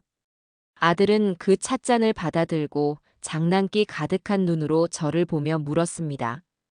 엄마, 이건 제가 정말 믿고 마셔도 되는 거죠? 아들의 농담에 거실에 있던 모든 사람들이 유쾌하게 웃음을 터뜨렸습니다. 저 역시 활짝 웃으며 아들에게 대답해 주었죠. 그럼. 이 차에는 나쁜 생각이나 욕심, 거짓말 같은 건 티끌만큼도 안 들어갔어. 대신 내 아들과 내 소중한 이웃들이 오래오래 건강하길 바라는 내 정성과 사랑만 듬뿍 넣고 달인 거란다. 이건 세상에서 가장 안전하고 귀한 엄마표 보약이야. 지석이는 고맙습니다. 엄마라고 말하며 그 차를 단숨에 들이켰어요. 그 모습을 바라보는 제 마음은 세상 모든 것을 다 가진 것처럼 따뜻하고 충만했습니다.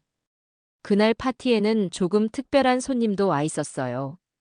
저희 소송을 도와주었던 변호사님의 조카인데 로스쿨을 다니며 저희 모임의 법률 서류 정리를 도와주었던 아주 똑똑하고 마음씨 고운 아가씨였죠. 저는 파티가 끝날 무렵 그 아가씨와 지석이가 베란다에서 나란히 서서 다정하게 이야기를 나누는 모습을 우연히 보게 되었습니다.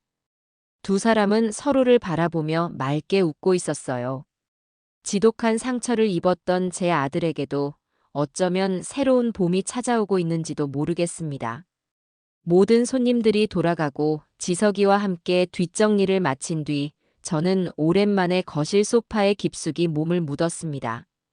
고도희가 낡고 촌스럽다며 버리라고 했던 지석이 아빠와의 추억이 담긴 바로 그 소파였죠. 소파에 앉아 텅 빈 거실을 둘러보았어요. 얼마 전까지만 해도 이곳은 제게 불안과 공포의 공간이었지만 이제는 따뜻한 온기와 행복한 웃음소리가 가득했던 추억의 공간이 되었습니다. 저는 눈을 감고 지난 1년간의 시간을 천천히 되돌아보았어요. 끔찍한 악몽과도 같은 시간이었지만 비바람이 지나간 뒤에 땅이 더 단단하게 굳는다고 하죠. 저는 그 지독한 비바람을 온몸으로 맞으며 제 안에 제가 미처 알지 못했던 강인함이 숨쉬고 있다는 것을 깨달았어요. 그리고 진정한 행복은 비싼 집이나 많은 돈이 아니라 어려울 때 내 손을 잡아주고 기쁠 때 함께 웃어주는 서로를 믿고 아껴주는 사람들과 함께하는 이 소박한 시간 속에 있다는 것도요.